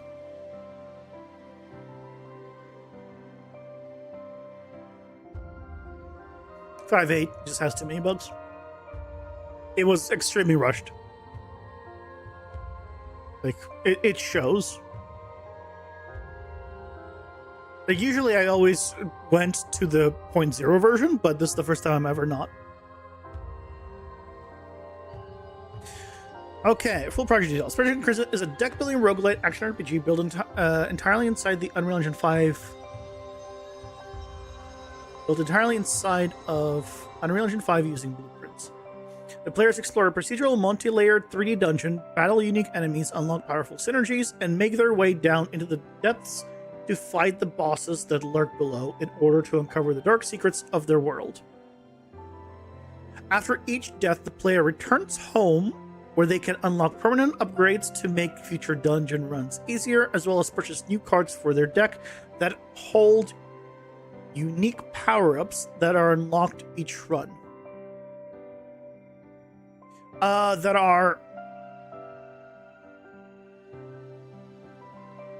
That can be activated each run. Different than unlocked, because you already unlocked. You're 5.7 too? Yeah. A lot of people, I think, probably are sticking in 5.7 right now. There's too many bugs. Like the context sensitive thing is just not working. You have a pitch deck? No. I'm making a pitch right here. Don't you need a pitch deck to have something? First, you have to have something to pitch. I don't have anything to pitch.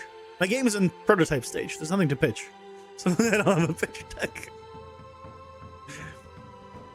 Share your journey with 5.3.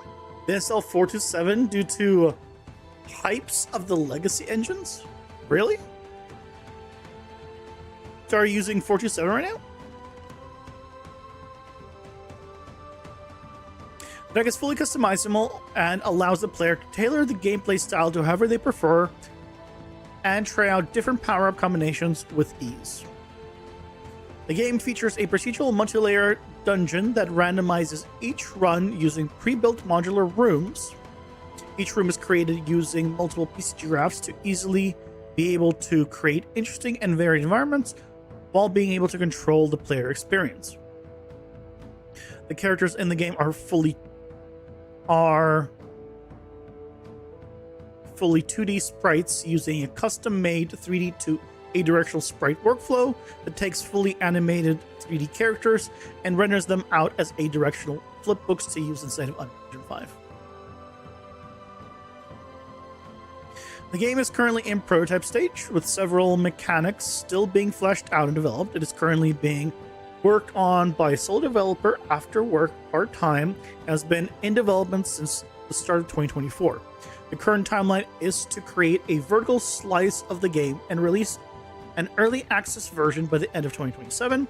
During that time, Procedural Minds will continue to work on creating 3 unique bosses, creating 3 unique environment styles for each of the dungeon levels so that you can defeat a boss and go to the next level. So as you defeat a boss and go to the next level, the environment will completely change to give a unique look to each one. This will be achieved thanks to BCG for quick swapping of themes. Create 3 unique bosses with a unique set of abilities. 3 unique multi phase bosses with a unique set of abilities. So you know what? I'm not gonna just phase bosses.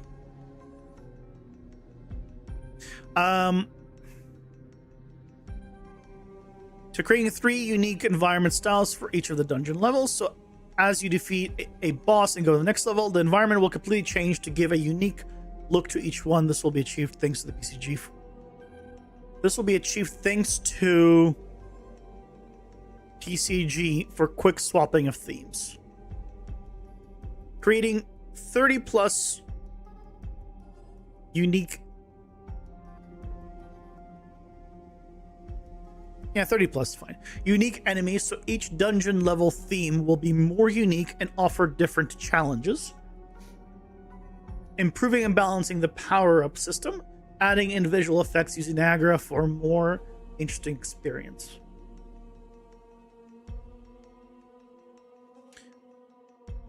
Currently the plan is 3 bosses. This is not full game. This is early access. The grant money will allow for hiring of a few contractors to fill in the weak points, such as the card art, music, and concepts. One of the main limiters is the current card art being used is AI generated, and ideally an artist would replace it all in one consistent art style. Given time and the skill set, the same artist could do some concept artwork for creating the different character and enemy designs, or potentially a separate artist would be required. Music is also not a strong point of Procedural Minds, so ideally a music composer will fill that spot to be able to create several tracks and maybe even sound effects to be used throughout the game. As the development of this game is live streamed on the Procedural Minds YouTube and Twitch channels, the community often helps out with suggestions for the game, and at the same time, Procedural Minds creates tutorials and breakdowns for the community to share the tools and workflows he has figured out along the way. He goes out of his way to answer any questions that come up during the live streams or left as comments on any of the videos he publishes on his YouTube channel. I don't know if it's good. You know what we can do actually? How is this for the full project details? Thoughts?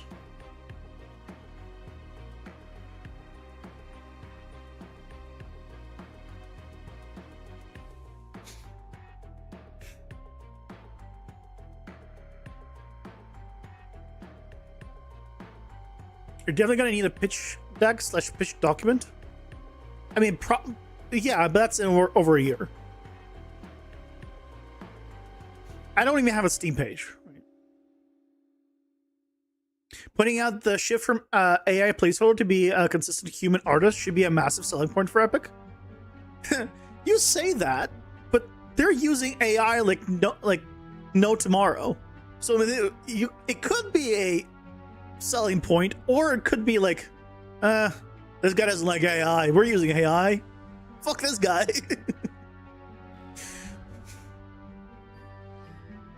I don't think they probably care, honestly. 7 out of 10. It's signing more polish and stronger emphasis on what makes it exciting for Epic reviewers. It's long-winded and prototype heavy in places. Reviewers see hundreds of applications. They want something scannable, confident, clearly tied to Unreal Engine value. Current version is around 650 words. Aim to trim it down to 450 to 600. Okay, 570. Yeah, okay.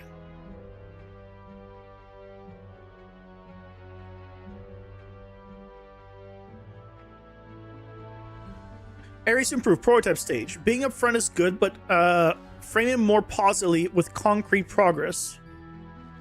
What already works well. Okay, yeah, that's... Oh, here's a revised version. What does it want? Is there a place where I can compare? Compare to documents.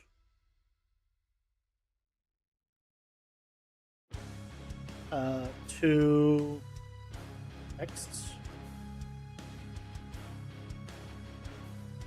I want to see if this works.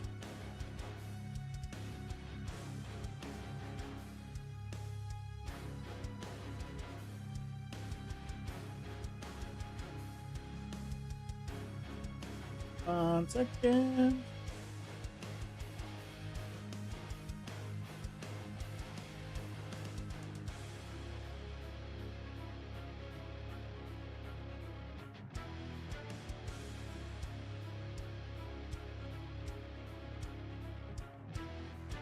Ad break incoming. Pausing the stream so you don't miss me rage quitting a compile error. I mean, it do the comparison, but I guess it's really weird how it did the comparison. I don't know. This doesn't help me at all. Never mind. I'll read through it and we'll see what the difference is that it thinks I should do. Doesn't mean I will do them, but I agree I'm making it shorter and more concise.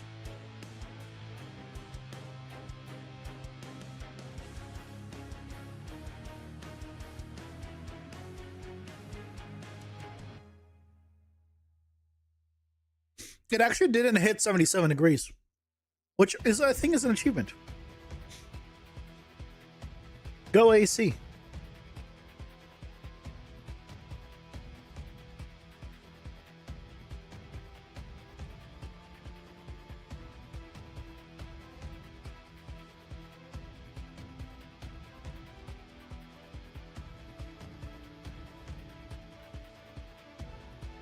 Is that gray hairs?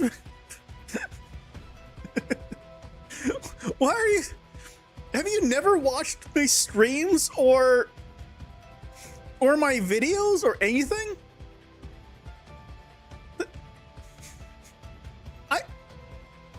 You could go back over like over years and you'll see them. Why are you surprised now?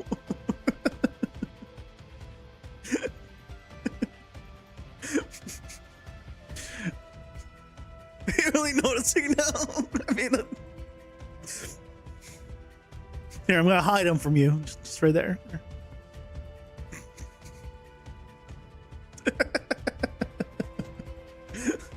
I've had gray hairs for years. It's significant to be an expert on Unreal Engine. No, I'm not Yui Sensei. That's another guy.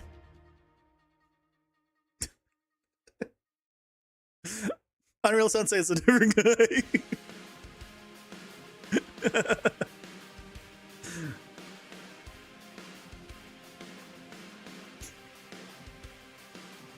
I'm almost 37. To answer your question, Rohan. So I'm old. Hence the gray. Okay. Spreading Crimson is a deck-building roguelite action RPG built entirely in Unreal 5 using blueprints. So this is the same, right?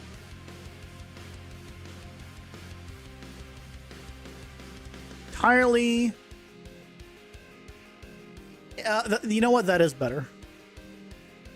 Just in Unreal Engine 5 using blueprints. That is better. Players descend through procedural multi-layer 3D dungeons, battling unique enemies, and crafting powerful card synergies in fast-paced combat. You know, I feel like I'm gonna just...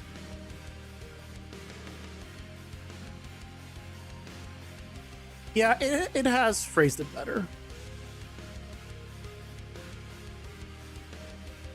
After each run, players return to a save hub to unlock permanent upgrades and expand their customizable deck, allowing endless experimentation with different playstyles and power-up combinations.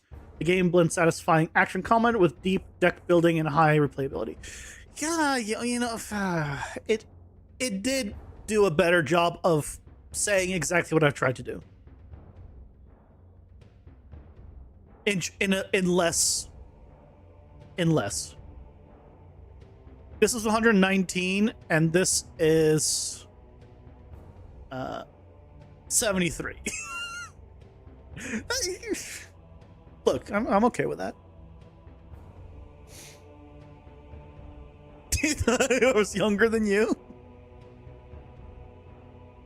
Sorry, your 20s journey recently? Enjoy it while it lasts. Enjoy it. Don't be like me.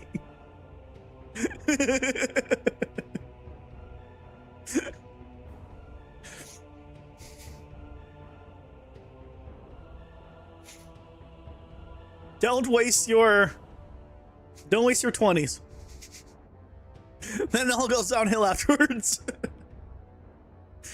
The day you hit 30, it's like hitting a wall.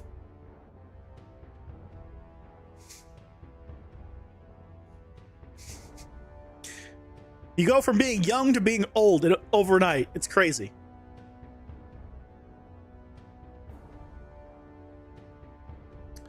I want. Game features fully procedural multi-layer dungeons, built with modular rooms and multiple PCG graphs.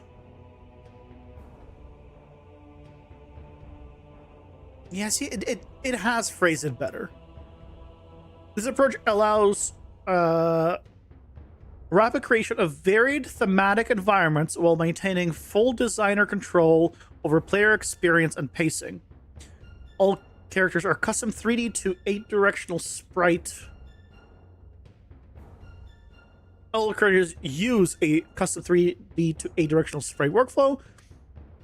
Fully animated 3D models are rendered into flipped sprites, delivering us smooth animation performance with a distinctive handcrafted look. Niagara is used for impactful visual effects, and the project takes advantage of UEFI's modern toolset for rapid iteration as a solo developer. It has... Look, I'm taking it. It has basically just rephrased what I've tried to say in just better words. I'm taking it. God, I'll tweak it after still, but it has said what I was trying to say in just so much better words. I'm okay with this. I'm okay with using it for this.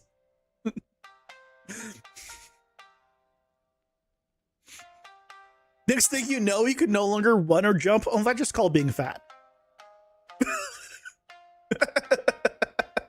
Yeah, that's not an age thing. That's just called being fat.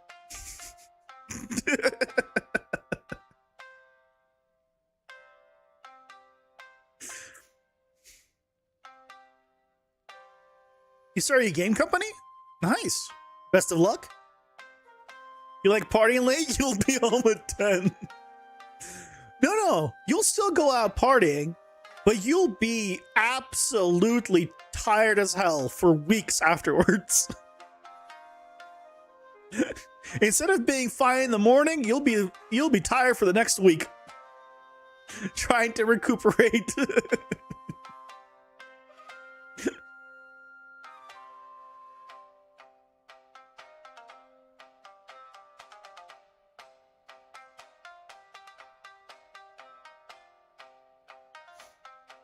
You're not fat, you're actually quite lean. You still can't run or jump anymore? Wait, didn't you say you're younger than me? I thought you were just saying in general, also. I thought you were younger than me. Yeah, so doesn't that mean that I'm older than you? What do you mean you can't run or jump?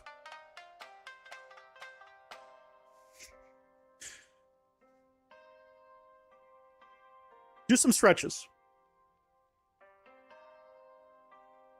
Do some stretches. You should be able to run and jump. I can run and jump. You should be able to run and jump.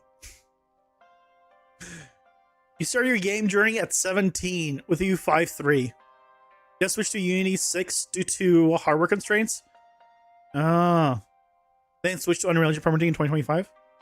Nice. Yeah, when I was your age, I had I guess UE4 just came out around then.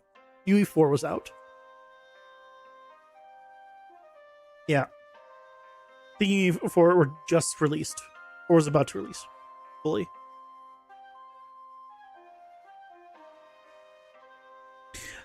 Development began in early 2024 and is currently in late prototype stage.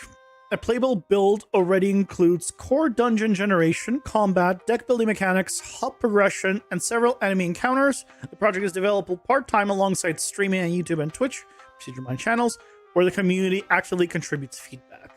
It has just done a better job saying exactly what I mean, this is what happens, right? You take your thing and you tell it to fix it up, and it just fixes it up. I wouldn't want it to write it for me, but I'm okay with letting it take what I said and phrase it better. I will say, like, if I wasn't gonna take this one, although I used the first sentence, the first paragraph as a guide, but then after that I was like, I don't wanna. I want to use my own. But now I'm okay with this. With continued part-time work, the goal is to reach a polished vertical slice and early access release by late 2027. Key upcoming milestones include... Yeah, see, that's just better. That is just better.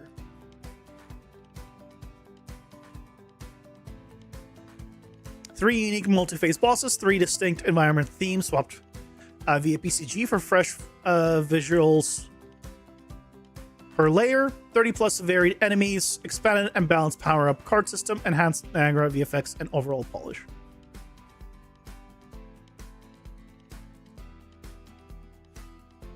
Company you're building is Codec Nerds, real-time 3D technology. Company building AAA gaming pipelines and industrial digital twins. I don't know what that last part means. Building AAA gaming pipelines is interesting because one of the hardest things to ever change in a large company is its pipeline. I'm not saying that you can't do it, but I think you're going to have a really big uphill battle on that one. Because let me tell you, even in a smaller company, trying to change a pipeline is so damn hard. I know, I've tried. Oh, I'm sorry to hear that, Rohan. Okay, see that makes sense then. Then you're excused. You're using ChatGPT exactly only for that. Rephrase my stuff. Everything else is Claude. Yeah, for rephrasing it is great. Also, like, if you're ever like reading documentation or something, I mean, honestly, I should be using this more. You can just take whatever you're not really understanding, put it into the AI and be like, hey, can you just rephrase this in like X way? Like, explain it to me like I have no idea what coding is, or explain to me what this says, like, you know, like you're Spider-Man, right? You can just ask it to do that, and it's, you know, it'll do it. It's pretty good about that.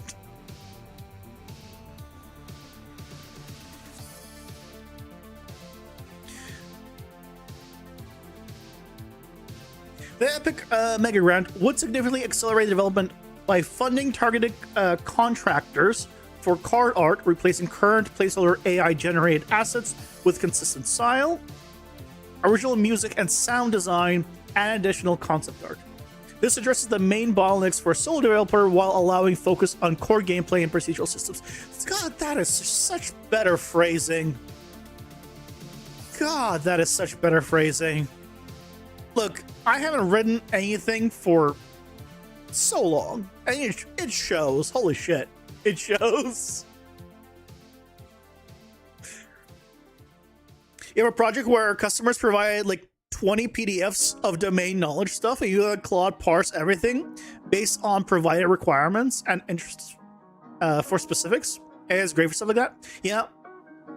The only limitation for stuff like that, though, is if it's anything that's NDA'd, then you can't really use things like Claude or Grok or most AIs to chatbots. If it's not NDA'd, then it's full, you know, then you're go nuts. But like at work, I wouldn't be able to do that, even if I wanted to.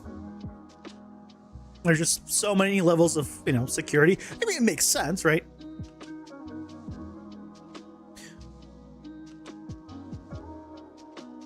It's NDA, but the enterprise license is covering that. Oh, if you have a big enough license, then yeah. Yeah, then you can get away with not having it be trained, I imagine. But if you're just using it, then yeah. Hey Ranger, welcome in. How's it going? You doing well? You can, if NDA, you just can't get caught. I mean, with that logic, you can do whatever you want and break any rule as long as you don't get caught. The only difference is, if you do end up getting caught, I don't think it's worth the risk. I mean, honestly, I don't think being blacklisted from an entire industry, depending on what you're doing, is worth the risk.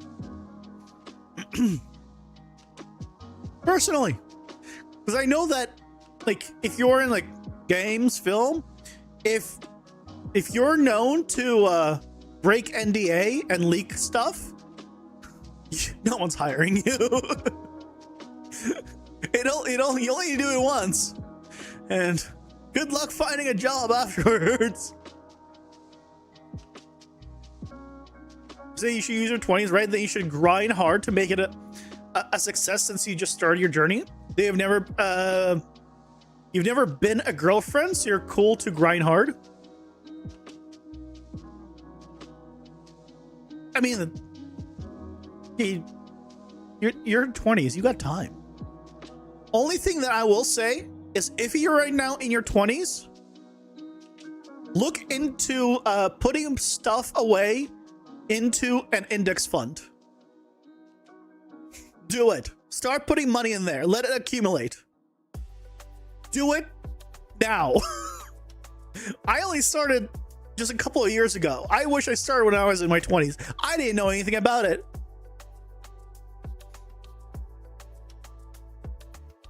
But I'm telling you now, it's just $50 a month, something. Do it. You're gonna be happy you did. I wish I did. You ever been in a relationship? Hey, that's okay. That's okay. You got time. I think it was Abraham Lincoln that said, anything is a dildo if you're brave enough. I'm sorry, what? Same thing with this. You're fine. You're fine, Ranger. This is not a PG space.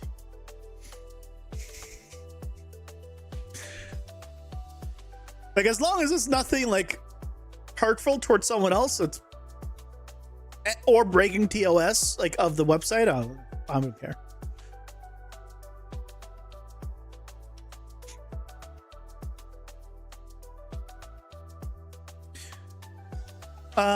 Development is fully transparent via regular live streams and YouTube videos. Procedural Minds regularly publishes tutorials and technical breakdowns of PCG workflows, blueprint systems, and the 3D to sprite pipeline developed for the game. True. Questions from the community are answered in real time during streams and in video comments, directly sharing tools and knowledge that help other Unreal Engine creators. I mean, yeah, that is accurate. That is what I do. Spreading Crimson demonstrates how a solo developer can create rich, replayable experiences in UE5 through smart use of procedural generation and modern workflows. The grant would help elevate the project's production quality and bring that unique dark fantasy roguelite to more players while contributing valuable learning resources back to the Unreal community. Look, Yeah. So what did it do? So we went to how many words now? 420. Blaze it. 420 words exactly. Look, guys, funny number.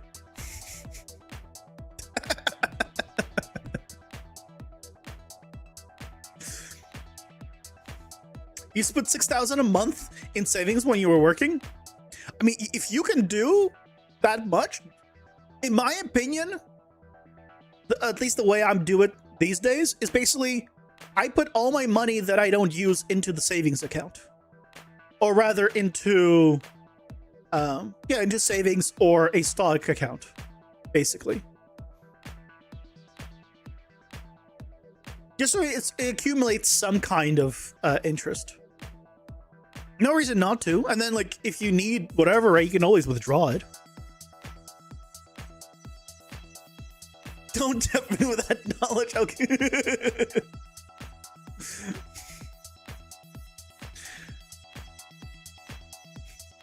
You must have rich by now, Elon Musk Jr. Do they have 401k in Canada? Yes, there's an equivalent.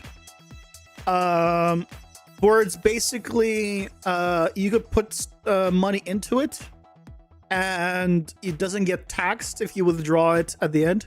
I don't know how it works if I don't end up retiring in Canada, because the plan for me is to get dual citizenship.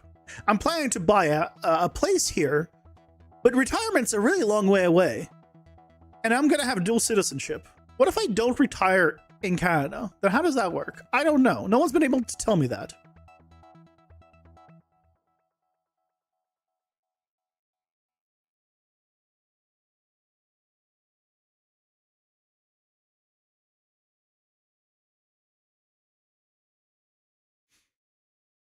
I have no idea. Because I don't want to. I haven't put any money into that one because if you have to pay like a fine or like a fee, basically, if you don't use it in Canada, then I don't know if it's worth it. But maybe I should be doing it regardless. Either way, right now I'm saving up for a down payment. So that's the primary one. Move to Naples? No, I'm not moving to Florida. My mom got a house in Florida, like to rent out. I don't know why Florida. She says it's nice. I'm like, look, no offense to Florida, but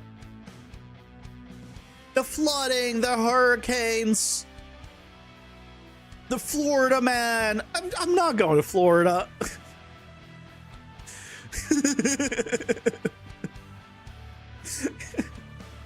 I don't know. It's not my thing.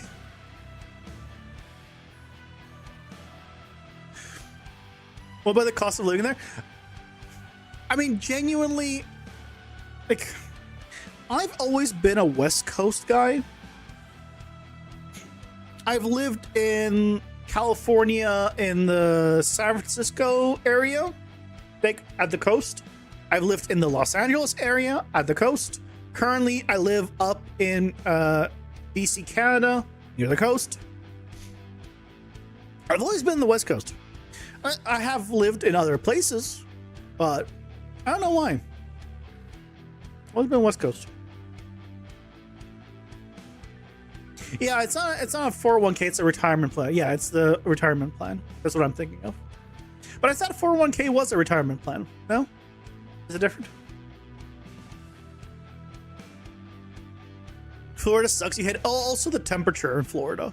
The heat and the humidity of Florida? God, no. I lived in Louisiana on multiple occasions. I will never go back to that hellscape. May it burn in hell. But I hear Florida's not better. It's not much better in terms of the humidity and the heat. So, what's the cost of living there? I would say it's more expensive than the US. if you have a Canadian salary and a US salary in an equivalent city for the same positions, I would say Canada is more expensive. Like if you're comparing Los Angeles to Vancouver, let's say, then Canada is more expensive. Because your income is less in Canada, but certain things are more expensive because they just get converted from US dollars. So you get less income, but things like cars, things like groceries, a lot of stuff is just more expensive. Or car gas is just more expensive. Because anything that gets imported basically is US prices, but you're getting paid less. So you effectively, it's more expensive. Now, if you have a US income and living in Canada, then it's great. But if you were living in Canada, one of the first things I noticed when I moved to Canada was, why is the income less when everything I buy like on Amazon is 1-to-1 conversion? Like if you were just to take the equivalent thing in the US and just go to like CAD to USD conversion, right? It'll be basically that same price in Canada, but your income is less. It doesn't get converted. So like you would get 100,000 USD would be 100,000 Canadian. So, but the conversion will put you like what, 130,000 Canadian, right? But no, you don't get that. You get the 100,000. So it's not great. So in that regard, Canada's more expensive. Vancouver prices could eat a bag of dicks.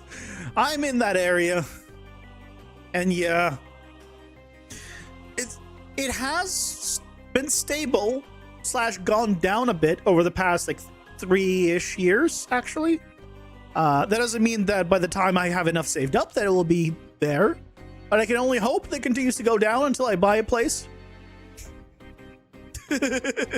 And then, whoo!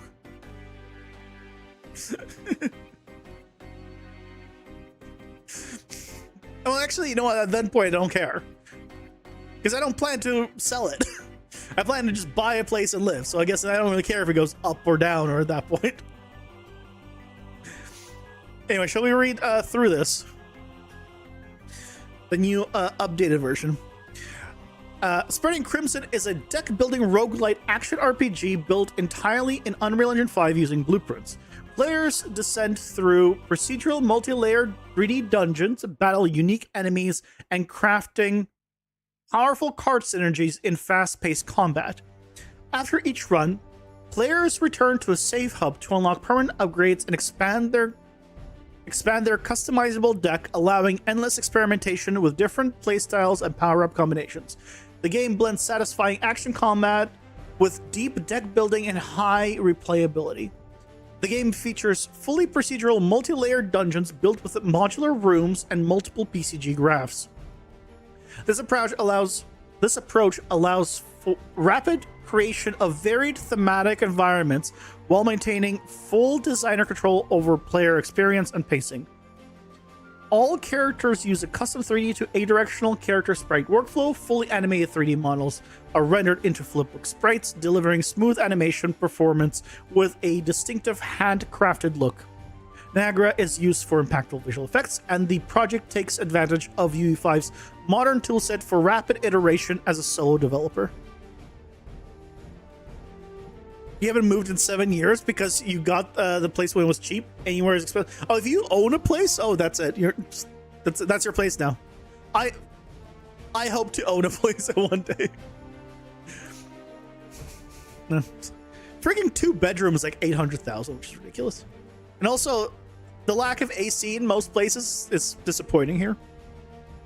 Lack of good AC. I'm gonna phrase that. Development began in early 2024 and is currently in late prototype stage. That is actually, you know what? I didn't specify that, but that is a very good thing to adjust there. A playable build already includes core dungeon generation combat, deck building mechanics, hub progression, and several enemy encounters. The project is developed part-time alongside streaming on YouTube and Twitch, Procedural Mind channels, where the community actively contributes feedback. With continued part-time work, the goal is to reach a polished vertical slice and early access release by late 2027. Key upcoming milestones include 3 unique multi-phase bosses, 3 distinct environment themes swapped via PCG for fresh visuals per layer, 30 plus varied enemies, expanded and balanced power-up / card system, enhanced Niagara VFX, and overall polish. The Epic Mega Grant would significantly accelerate development by funding targeted contractors for card art, replacing current placeholder AI-generated assets with a consistent style, original music and sound design, and additional concept art. This addresses the main bottlenecks for a solo developer while allowing focus on core gameplay and procedural systems. Development is fully transparent via regular live streams and YouTube videos. Procedural Minds regularly publishes tutorials and technical breakdowns of PCG workflows, blueprint systems, and the 3D to sprite pipeline developed for the game. Questions from the community are answered in real time during streams and in video comments, directly sharing tools and knowledge that help other Unreal Engine creators. Spreading Crimson demonstrates how a solo developer can create rich, replayable experiences in UE5 through smart use of procedural generation and modern workflows. The grant would help elevate the project's production quality and bring this unique dark fantasy roguelite to more players while contributing valuable learning resources back to the Unreal community. It sounds good to me.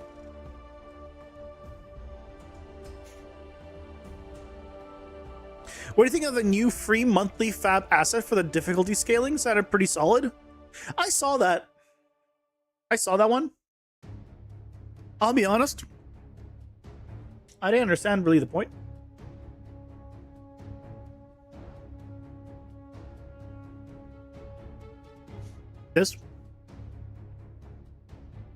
I didn't really understand the point of this. I'll be quite honest. And I'll explain why.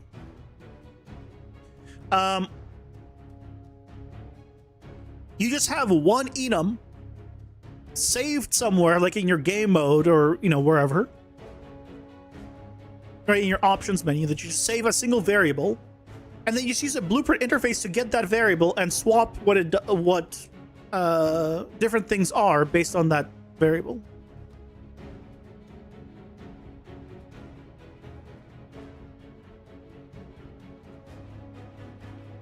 Like, right? Then you just do a switch on enum. Right? And you do whatever you want. Hey, hi, babe. Welcome in. How's it going? Hope you're doing well. Plugins for people scared to use gas? Well, not quite. I don't use gas. But I also wouldn't use this. Right? You just do a switch on enum and you got this. The organization here is like, that's really nice. I'm not going to, shit on this configuration. I think this is really nice. But this is basically just a way of organizing, a switch on enum. So, yeah. I don't think it's needed. It's there if people want it.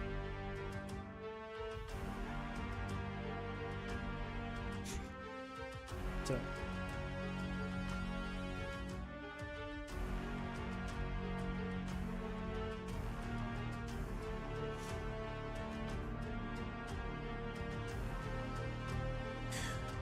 Okay. Next section.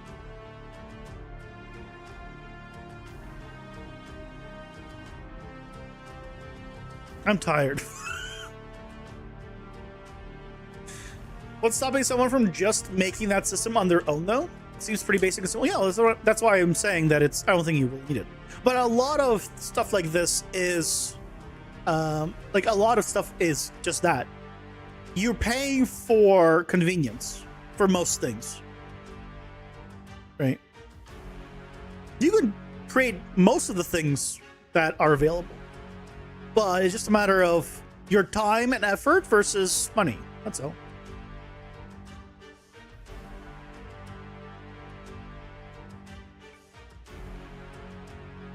Yeah, expedites the process.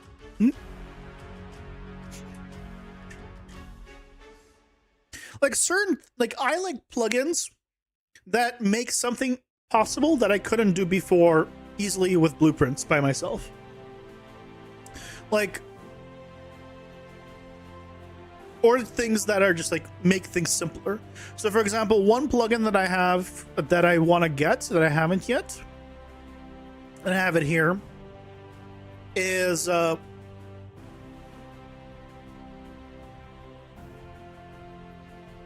this one. Flag spool actor pooling system.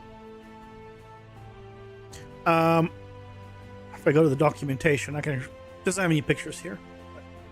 Don't mind the inverted stuff, but basically it just has a simple initialize pool with an actor class, and a take from pool and return to pool, and you just set it up for any actor class, and it's just super simple. And I'll get this probably when it's on sale, or if there's because I think there's a sale coming up this month. I'll see if it's activated or if it's available. Like this is a nice convenience thing. And I know I'm getting it for a convenience thing. It's not, I don't need it, but it's a convenience thing. But another one that is by that same creator that I do use and is freaking amazing is this one. Runtime streaming. This I could not do in blueprints, where basically it will unload and load in actors based on a distance, and I'm gonna have 3D distances. So my enemies will unload once I get far enough from them and reload back in when I get in, when I come back in. So, like, I couldn't do this with blueprints. Not easily. So, is it actor pooling part of the engine? No. There's no built-in actor pooling you have to create yourself. It would be great if it was. But no, you have to set up all yourself. And I have done that for the projectile system,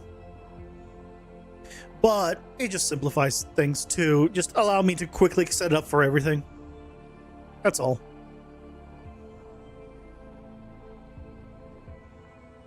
They keep adding things to get people hyped and features.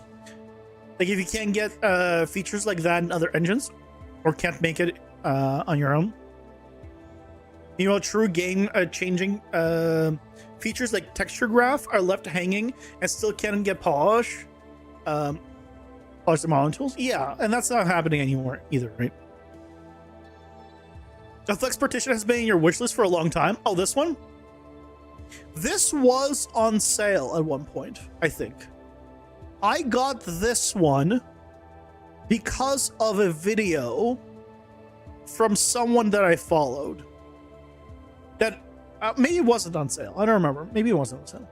But I got it because of somebody, Matt Asplant or someone, made a video showing it off, and I was like, that is cool. And I got it. I want to say I got it on a sale, but I can't say for certain. But it's been great. Based on what you showed, you could easily build an interface that takes actors and hides and repositions them with a queue, right? Yeah. The problem is, I don't even know fully if this is better than the alternatives. Like, I don't know if under the hood it is like, it's not the same as Destroy Actor, I'm assuming. But when it comes back, it doesn't come back with all its variables. So I'm not really sure how it's done under the hood, but it seems to be working, and seems to be working well. I'll look into it more later. But anyway, these are the kind of plugins that I like. Obviously, Paper ZD, you know, stuff like that, that I just can't do because they're C++ plugins.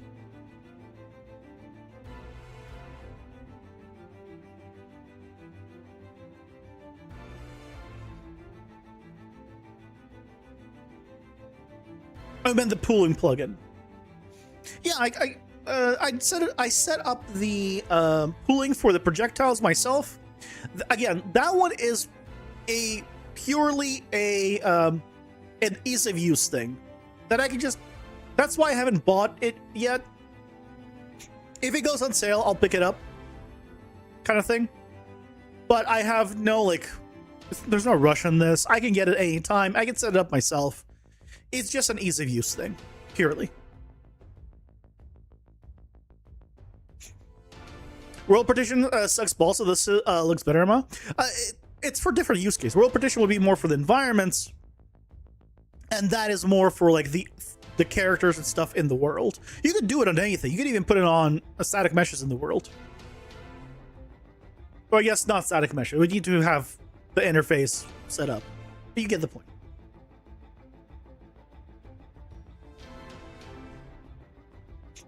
And the menu, so yeah, I got the menu as well. Basically, things that make my life easier, like to a large degree, or things I could not do, are kind of the things I like. All those Flux plugins are just re-implemented existing engine systems. I mean, look, if it's an existing system, I don't know about it. At least it doesn't have any dependencies and can also be replaced pretty easy, so I think that's fine. It's pretty transparent, yeah. Again, it's just a very simple one that's like, cool. I don't need to worry about setting it up, and basically I don't need to worry about creating a variable and storing it and spawning it, right? Like, it's just, it simplifies some stuff, and I know I could do it myself. I've done it before. It's not that hard. You still have to do all the logic yourself in terms of like what happens when it, when you take it from the pool. You have to put it in the right location. You have to do like all the normal stuff. You still have to do all of that. This is just literally the actual like spawning in and despawning of it, basically. Or the hiding. I don't know. You know what I mean.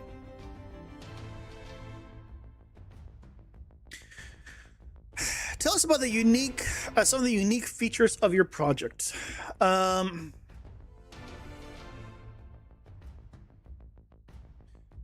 Next section.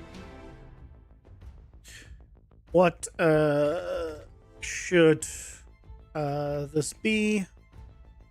How long, etc. Should look up the water plugin then, and landscape something. I don't use either one though.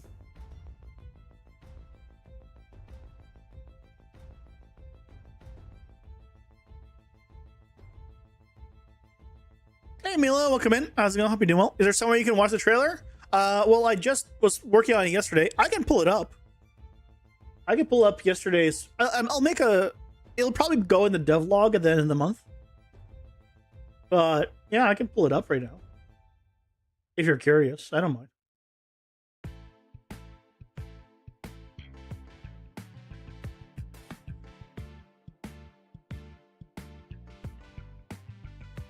Pull it up. Come on. I'm gonna pause the background music, and so this is where we have. I might still make some changes, right? We have time, but.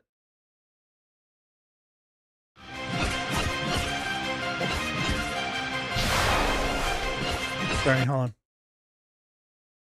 There. Go.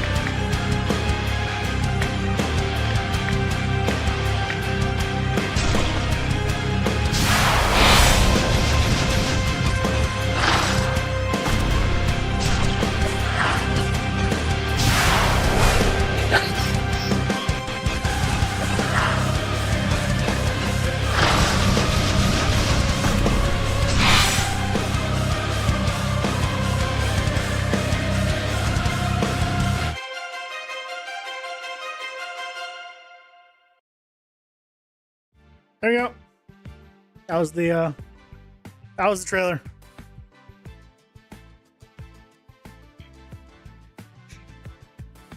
Where it is right now. We don't know what will happen to UE5 plugins when UE6 launches. Oh, they're all gonna break. Every single one of them. Every single UE5 plugin, not literally, but 99% of them will eventually need to be completely reworked from the ground up because blueprints are gonna go away.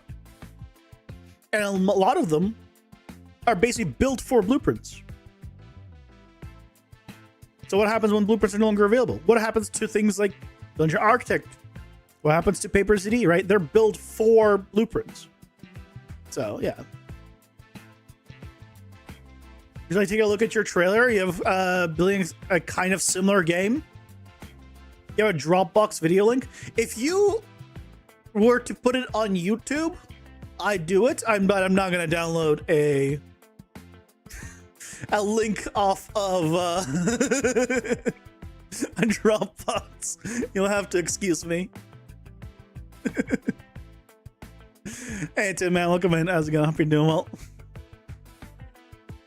And thank you.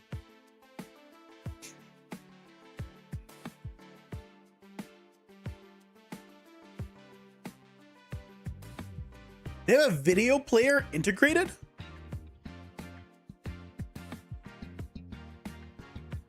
I mean, if it's like, if I don't have to like log in or anything and I just hit play, then. But considering you said it's not public, probably not.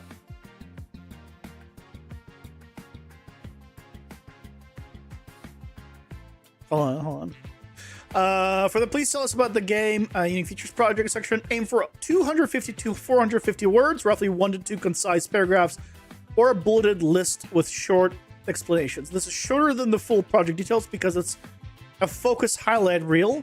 Reviewers want quick, memorable reasons why your project stands out, why it showcases Unreal Engine well. So innovation in UE5 strength, gameplay uniqueness, technical cleverness, and avoid repeating. Yeah.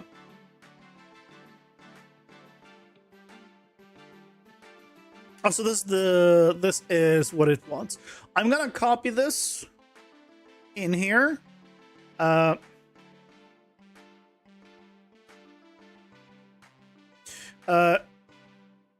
Because I always use Grok in private mode, which makes it so it's not supposed to train on any of my stuff, but it also means I don't have a history of this, and it's near the end of the stream, so this is all going to go away, so I don't have to type this in again tomorrow.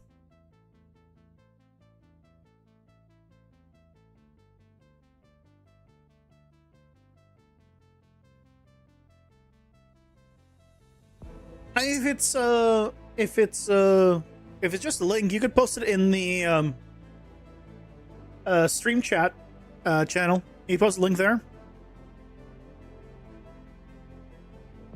Petite Robo. Oh, if it's something I can look up, then that works too.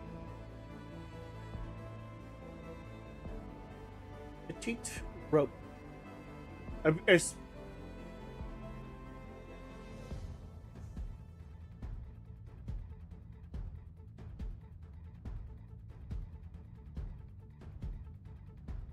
So something tells me it's not these or this. The AI showcase or the AI. Jesus Christ. The alpha showcase one, this one by Fox 10 Interactive.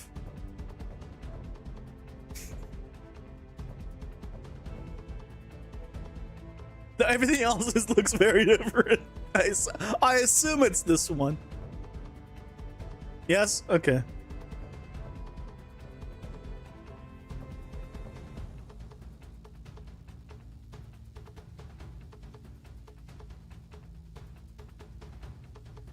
Also, you're not gonna hear sound. I've dealt with this once before, where I just got a copyright notice last time I tried to watch anything. I'm not taking chances. So you guys aren't hearing shit in terms of the audio on these. You can enjoy just my regular background music. It reminds me of, is it Mega Man that it reminds me of? No, not Mega Man. Ratchet and Clank? The robot from Ratchet and Clank? Yeah, I can hear it. I think that's the one. I want to say he reminds, like, his look reminds me of the Ratchet and Clank guy.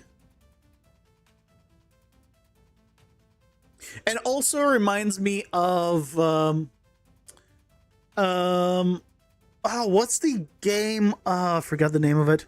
Where you fight the giant ants and just all sorts of like weird creatures. These are just, and there's a ton of them. Oh, I forget the name of the game.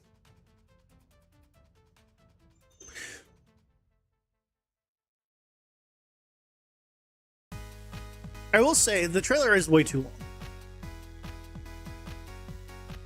Because, right, once you're here, you got the idea of the gameplay here, but it's still going here. And with nothing much new. Ratchet and Clank, Mega Man, Samus, Iron Giant. Yeah. Yeah, it reminds me of all those. It's cool. Did you ever end up taking it further?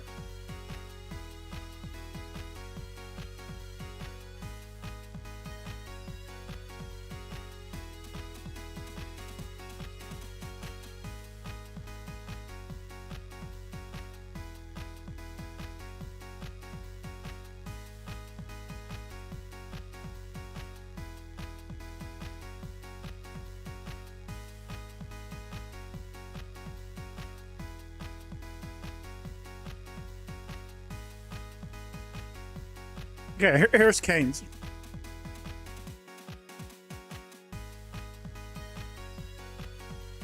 You're working on it now? Nice. Bit armor core. I'm trying to remember what's the name of the game that I'm remembering. Hold on. Before we watch that, I gotta remember. What is the name of the game where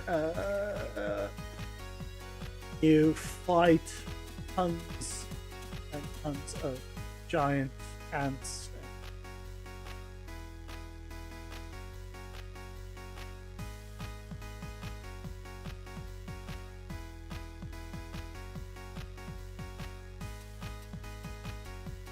Oh, is it not? I was also not set to 1080. Earth Defense Force, that's what it is. It reminded me of Earth Defense Force.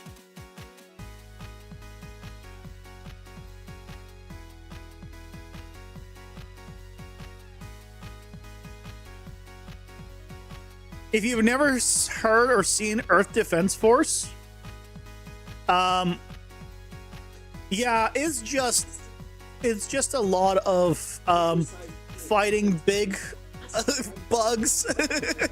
lots of big bugs.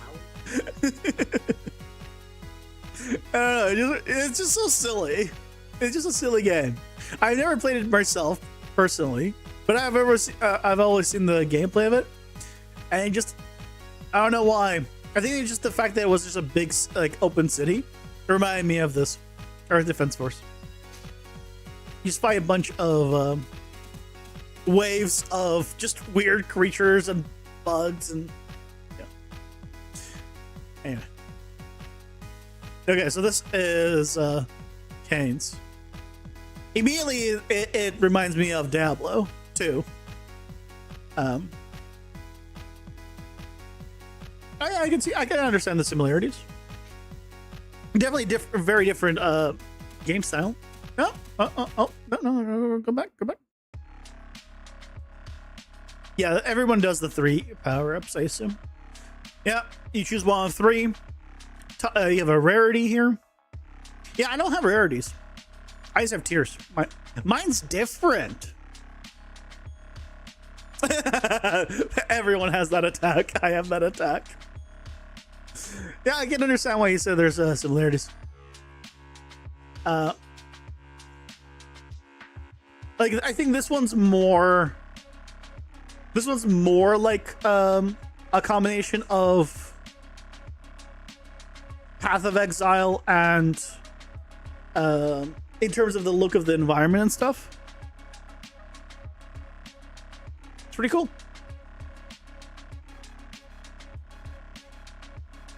out of curiosity, if it's not a secret, how many wish lists do you have?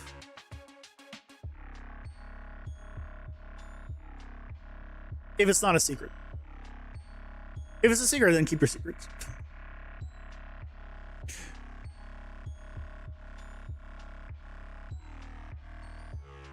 Your CPU is not live right now. Oh. Well, okay, never mind then. All right, you said it's not public yet. It'll look good. It'll look good. Yeah. The aesthetic is definitely reminding me of like I could say a more modern like Diablo 2 type stuff. 0 for you as well, not but yeah. I also have 0. I'll probably make a Steam. Well, yeah. The main limiter of me making a Steam page is the damn AI cards. As soon as I remove those AI cards, I'll make a Steam page because I just don't want to put the AI thing there. Disclosure. Diablo is your favorite game? Yeah, I get that. Diablo 2 was so much fun. Like, my mother doesn't know anything about what I play, what I enjoy, but even she remembers me playing Diablo 2. She said it before. Like, out of any game, it was like the one game that she's like, oh yeah, I remember you playing Diablo 2. And she knows nothing of games. You like the zoom ins? You zoom in a bit for some attacks and transition. Honestly, I didn't notice. It was not bad because I didn't notice. Oh, I see now. Now that you say that, now that I'm looking for it.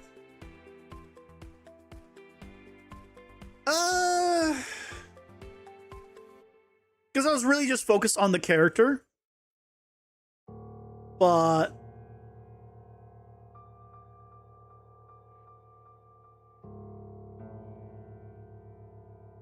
okay, no. Now that I'm looking at it more closely, I'd say removing.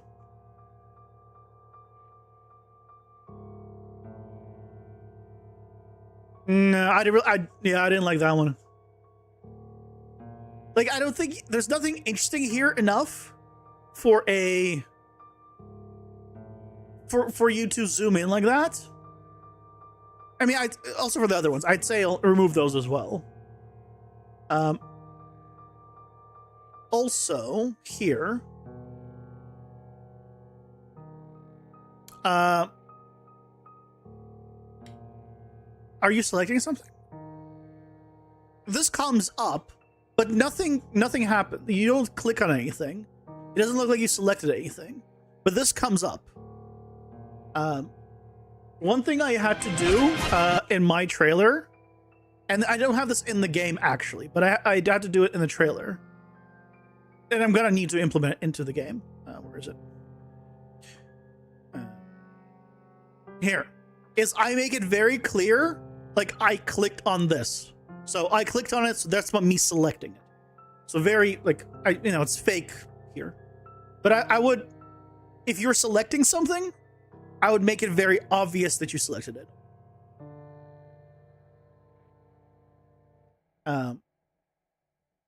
Personally.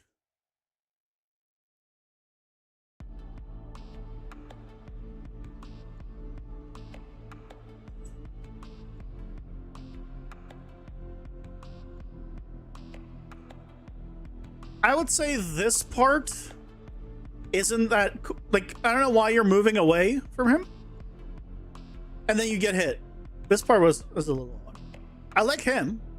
I like the little roar, but yeah.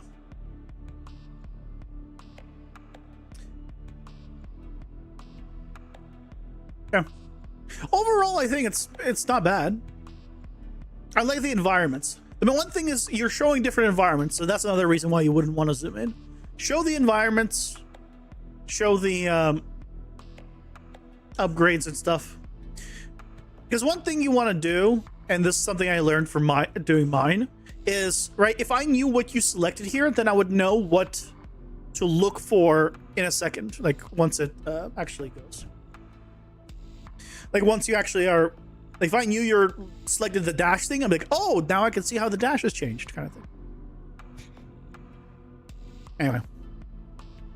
Anyway.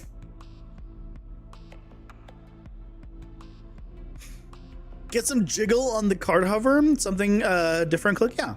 Just, you know what I mean? You just need to highlight or just hide the other one, just something to make it obvious which one you clicked on. And if you already have that, you just cut it out. I would just put it back in.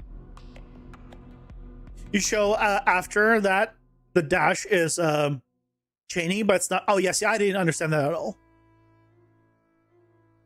I wasn't looking close enough on your dash before, and then I definitely wasn't looking on your dash after because I didn't know what I was supposed to. Because I don't have time to read all of those. Right? And if I started reading the wrong one compared to the one you selected, then obviously I'm not going to have time to read it. Yeah. Anyways, guys, it's been fun. Thank you guys so much for joining me. We'll continue this tomorrow. We got a little more write-ups to do. But we're on track to, I'd say, pretty much wrap up everything we need by end of this week. I'm not going to submit at end of the week. I'll probably submit like end of the month when I do the package build. But I think we will have everything in place for me to be able to submit, which would be amazing. But with that, I hope you all have a fantastic rest of your night. And I'll see you all tomorrow at 6:30 Pacific or some more. Have a good night, guys. Take care. Bye-bye.